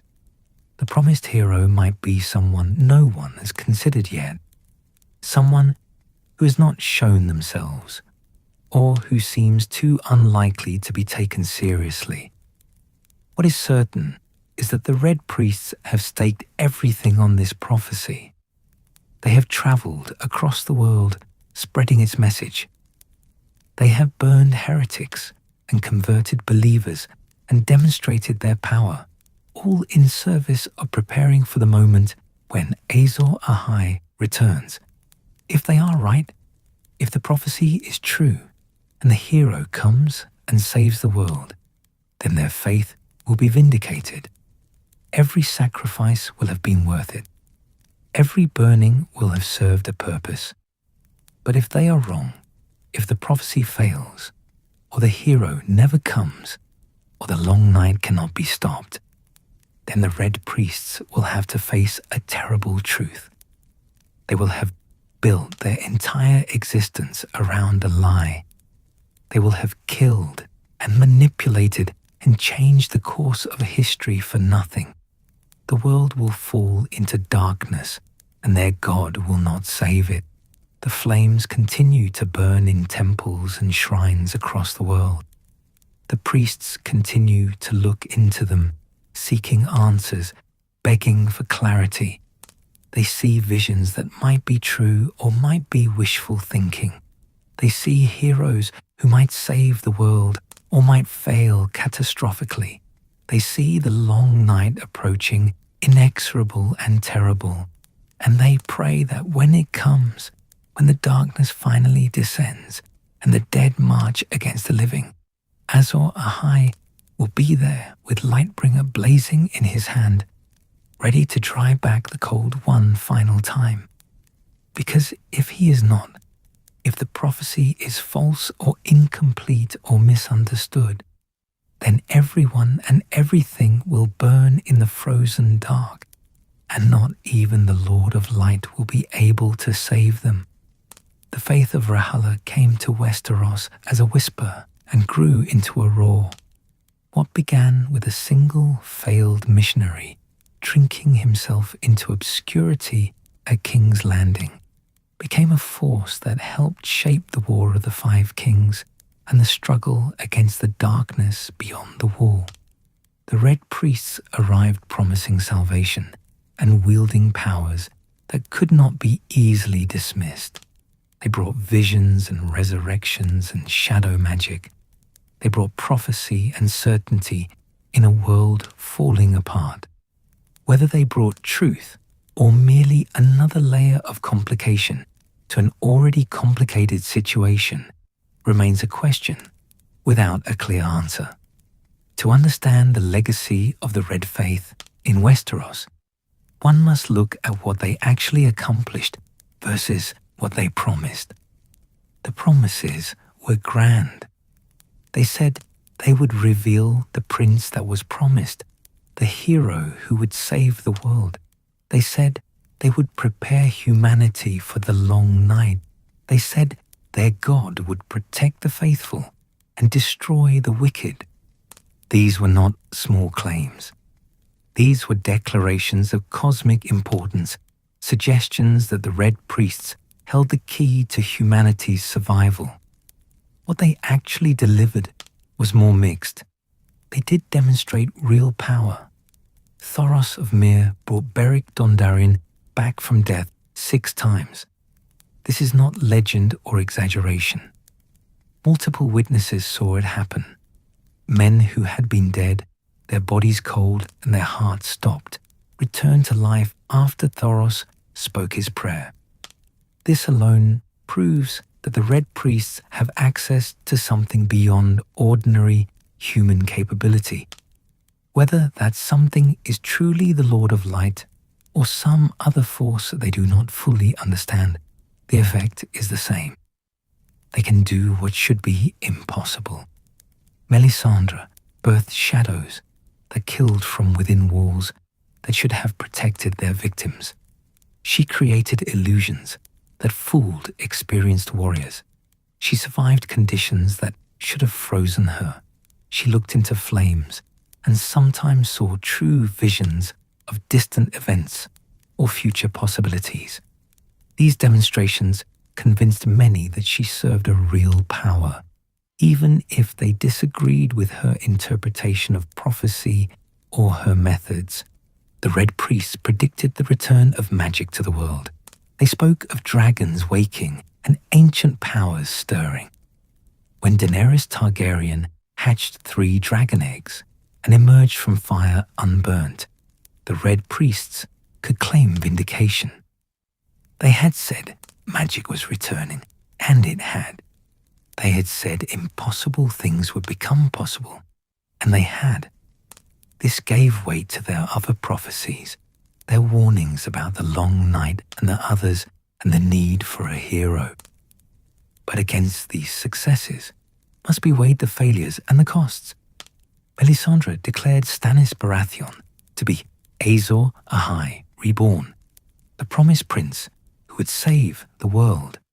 She devoted years to his cause, manipulating events and burning people in his name. Yet Stannis has not fulfilled the prophecy. He lost the Battle of the Blackwater, a defeat that nearly destroyed his entire cause.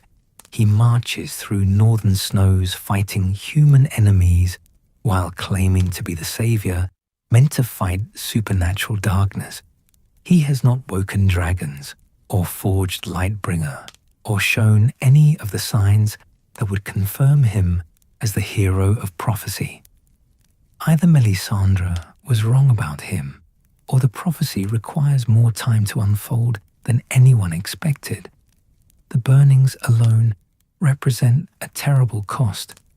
Dozens of people, perhaps hundreds, if you count all the actions of all the Red Priests across Westeros and Essos, have been burned alive in the name of the Lord of Light.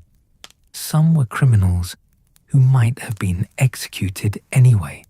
Some were enemies captured in war, but some were simply people who refused to convert, who clung to their old gods and old ways. They were burned not for any crime, but for their lack of faith in a foreign god.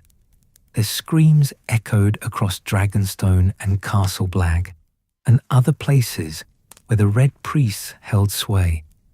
Their deaths brought nothing but fear and resentment from those who witnessed them. The Red Priests would argue that these sacrifices were necessary. They would say that awakening the power needed to fight the others required blood and fire, that R'hllor demanded these offerings, that each burning strengthened the cause of light against darkness. But this is theology, not evidence. There is no way to measure whether the burnings actually accomplish anything beyond demonstrating the Red Priests' willingness to kill for their faith. The same power that brought Beric back to life came to Thoros without any human sacrifices at all. He simply spoke a prayer. This suggests that the burnings might be ritual theatre rather than genuine necessity, tradition rather than requirement. The political impact of the Red Faith has been significant, but not decisive. Stannis' conversion to Orilla cost him support among traditional lords who could not stomach following a heretic king. Many houses that might have backed his claim to the throne refused to join him once he burned the Seven. The faith itself declared him accursed. This narrowed his base of support considerably, making his military campaign far more difficult than it needed to be. On the other hand, the Red Faith gave Stannis something valuable: absolute conviction. Men who follow the Lord of Light fight with religious fervor. They believe they serve a cosmic purpose, that their struggle is not merely political but spiritual. This makes them willing to endure hardships that would break ordinary soldiers. It makes them loyal beyond normal bounds of loyalty. The Queen's men would follow Stannis into fire itself because they believe he is Azor Ahai, the chosen one, the hero who will save the world. This kind of devotion is worth armies. The Brotherhood without banners represents a different model of how the Red Faith can function in Westeros. They converted to worship of R'hllor, but they did not become fanatics. They kept their mission of protecting small folk and dispensing justice. They added the Lord of Light to their prayers, but did not let religious fervor override their practical purposes. Thoros preached to them gently rather than demanding absolute submission. He showed them miracles and let those miracles speak for themselves. This approach won more genuine converts than Melisandre's fire and blood methods ever did. The men of the Brotherhood chose to follow R'hllor because they saw real power and real miracles, not because they were threatened or manipulated. They incorporated the Red Faith into their existing worldview, rather than abandoning everything they believed to follow this new god. This created a synthesis, a uniquely Westerosi version of the Eastern religion, one that could coexist with local traditions rather than trying to destroy them. If the Red Faith has a future in Westeros, it likely looks more like the Brotherhood's version than Melisandre's. The Westerosi will never fully abandon the Seven or the old gods. These faiths are too deeply embedded in the culture, too connected to every aspect of life from birth to marriage to death.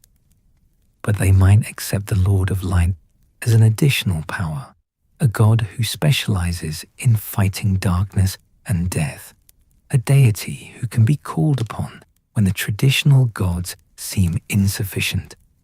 This would represent a failure of the Red Priests' grander ambitions. They came to convert kingdoms, to make R'hllor the dominant faith, to prepare the entire continent for the long night through religious transformation.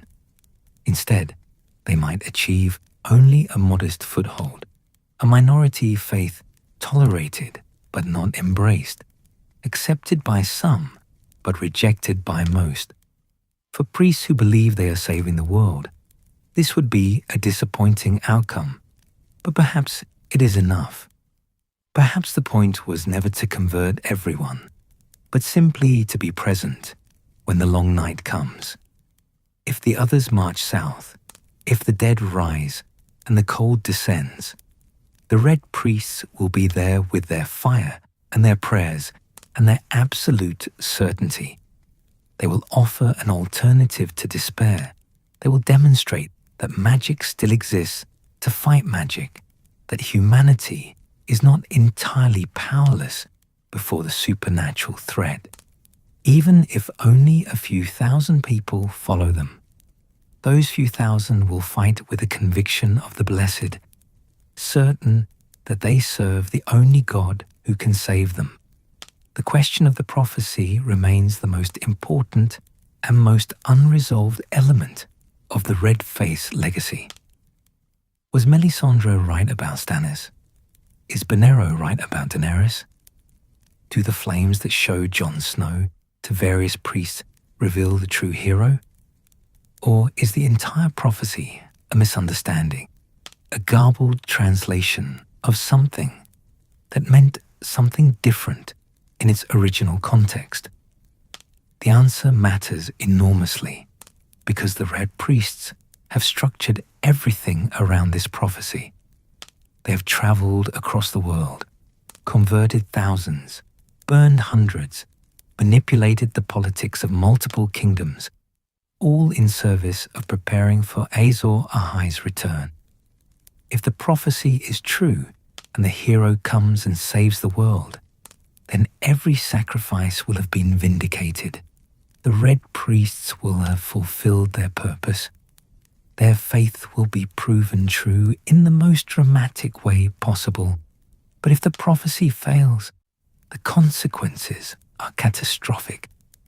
Not just for the Red Priests themselves, though they will certainly suffer a crisis of faith, but for everyone who trusted them. People who converted expecting divine protection will find themselves abandoned. Lords who supported Stannis believing he was Azor Ahai will realize they backed the wrong claimant for the wrong reasons. The entire structure of meaning that the Red Priest built will collapse, leaving nothing but ashes and broken promises. There's a third possibility, darker and more subtle. Perhaps the prophecy is self-fulfilling.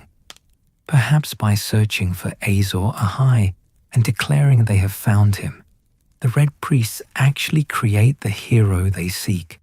Stannis might become the savior, not because he was born to be, but because Melisandre's support and manipulation put him in position to act when the moment came.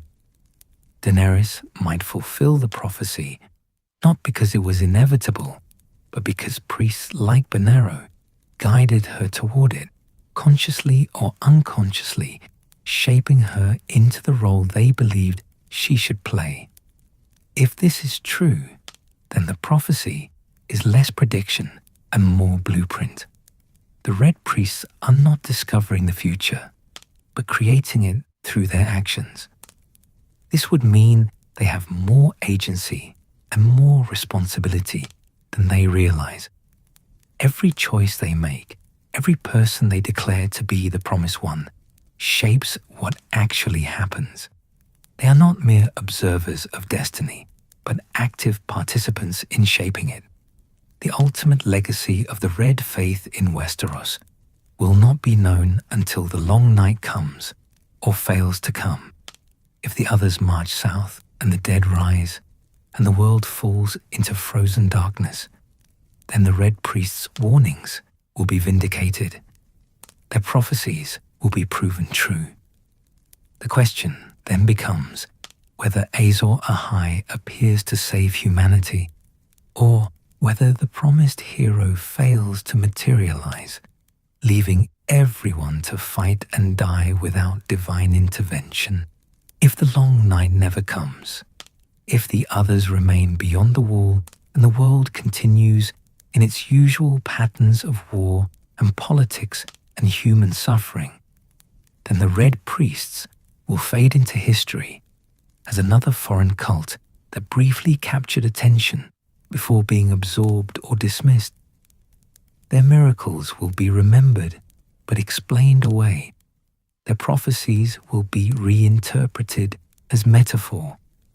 Their moment of influence will pass and Westeros will return to its traditional faiths.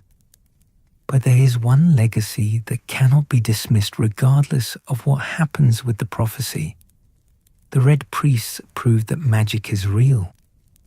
Before they came, before Thoros brought Beric back and Melisandre birthed her shadows, magic was something from old stories. It was legends and myths, things that might have been true once, but were no longer part of the world. The Red Priests changed that. They demonstrated conclusively that supernatural power exists, that humans can access it, that the laws of nature are not as fixed as rational people believed. This changes everything, even if people do not fully realize it yet. Once you accept that resurrection is possible, you must accept that other impossible things might also be possible. Once you see shadows kill from inside stone walls, you cannot dismiss reports of the dead walking or ice creatures beyond the wall as mere superstition. The Red Priests opened a door that cannot easily be closed. They forced Westeros to confront the reality that the world is stranger and more dangerous than the Maesters and Septons claimed. The younger generations, those who grew up during the War of the Five Kings and witnessed these demonstrations of power, will never fully return to the old certainties. They know magic is real because they saw it. They know gods might be real because they saw the Red Priests do things no human should be able to do. This knowledge will shape how they approach the future.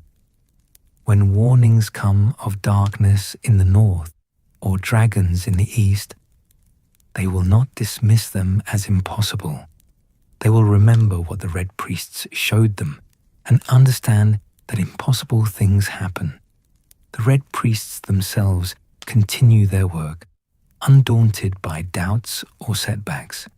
Melisandre still serves Stannis and searches her flames for guidance. Thoros still rides with the Brotherhood and speaks his prayers over the fallen. Bonero still preaches in Volantis about the Dragon Queen across the sea. Other priests in other places tend their fires and watch for signs and prepare for the moment when everything they believe will be tested. They know the stakes. They understand that if they are wrong, if their prophecies fail and their God does not save the world, the consequences will be terrible. But they also know they have no choice but to continue. They have committed themselves to this path. They have burned bridges behind them, literally and figuratively. They can only move forward, following the visions they see in flames, trusting that R'hllor will guide them to the truth, even if that guidance comes in ways they do not expect or understand. The fires burn in temples across Essos and in small shrines scattered through Westeros. Each flame is a prayer, a hope, a defiance against the darkness. The Red Priests stand before these fires and they look into them and they see what they see. Sometimes they see clearly. Sometimes they see only confusion and contradiction. But they keep looking because that is what their faith demands. They keep praying because prayer is all they have. They keep believing because without belief there is only despair. And perhaps that is the real legacy of the Red Faith.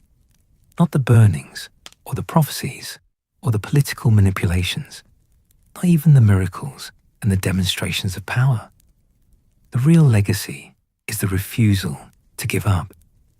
In a world that seems to be falling apart, where wars devastate the land and others threaten from beyond the wall, and every institution seems to be failing, the Red Priests offer something simple and powerful: the insistence that the fight is not over, that salvation is possible, that the darkness can be defeated.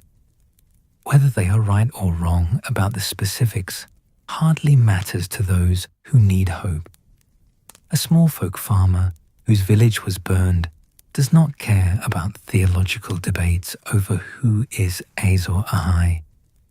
He cares that someone is promising that the world will not end, that there will be a future, that his children might survive to see it. A soldier fighting in the endless war does not need to understand prophecy. He needs to believe that his fight means something, that he is not simply dying for nothing in a conflict without purpose. The Red Priests give people that belief. They give them meaning in chaos and hope in despair.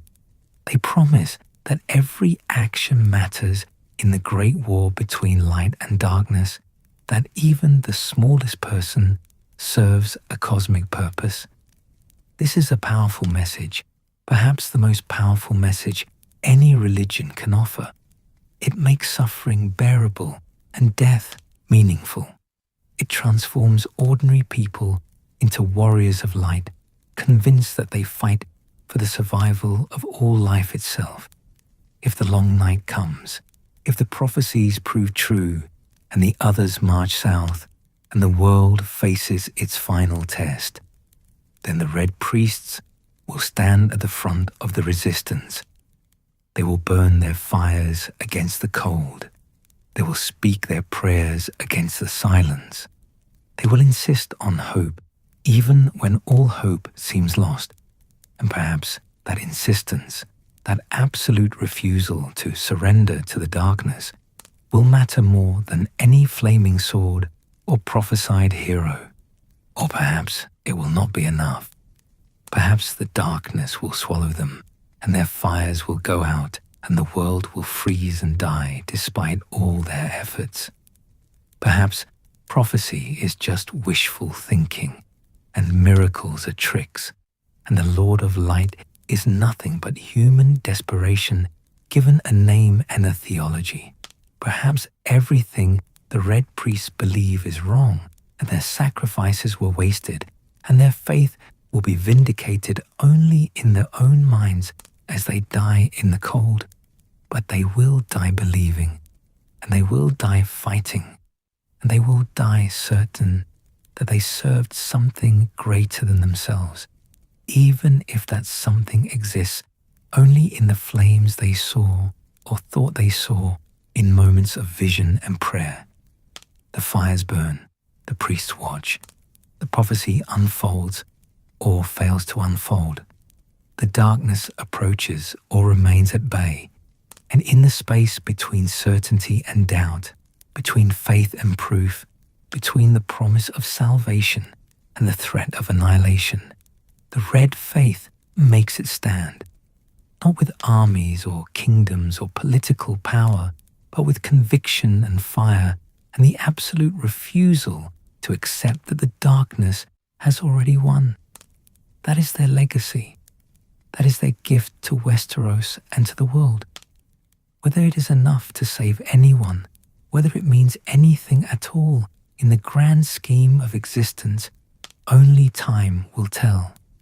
The only certainty is that the Red Priests will be there when the answer comes, standing before their flames, speaking their prayers, believing with every fiber of their being that the Lord of Light will guide them to victory, or at least to a meaningful death in service of the light. The night is dark and full of terrors, they say, but the night is not here yet. The fires still burn, the faith endures, and somewhere in the flames, if you know how to look, you might see the future taking shape, bright and terrible and impossible to ignore.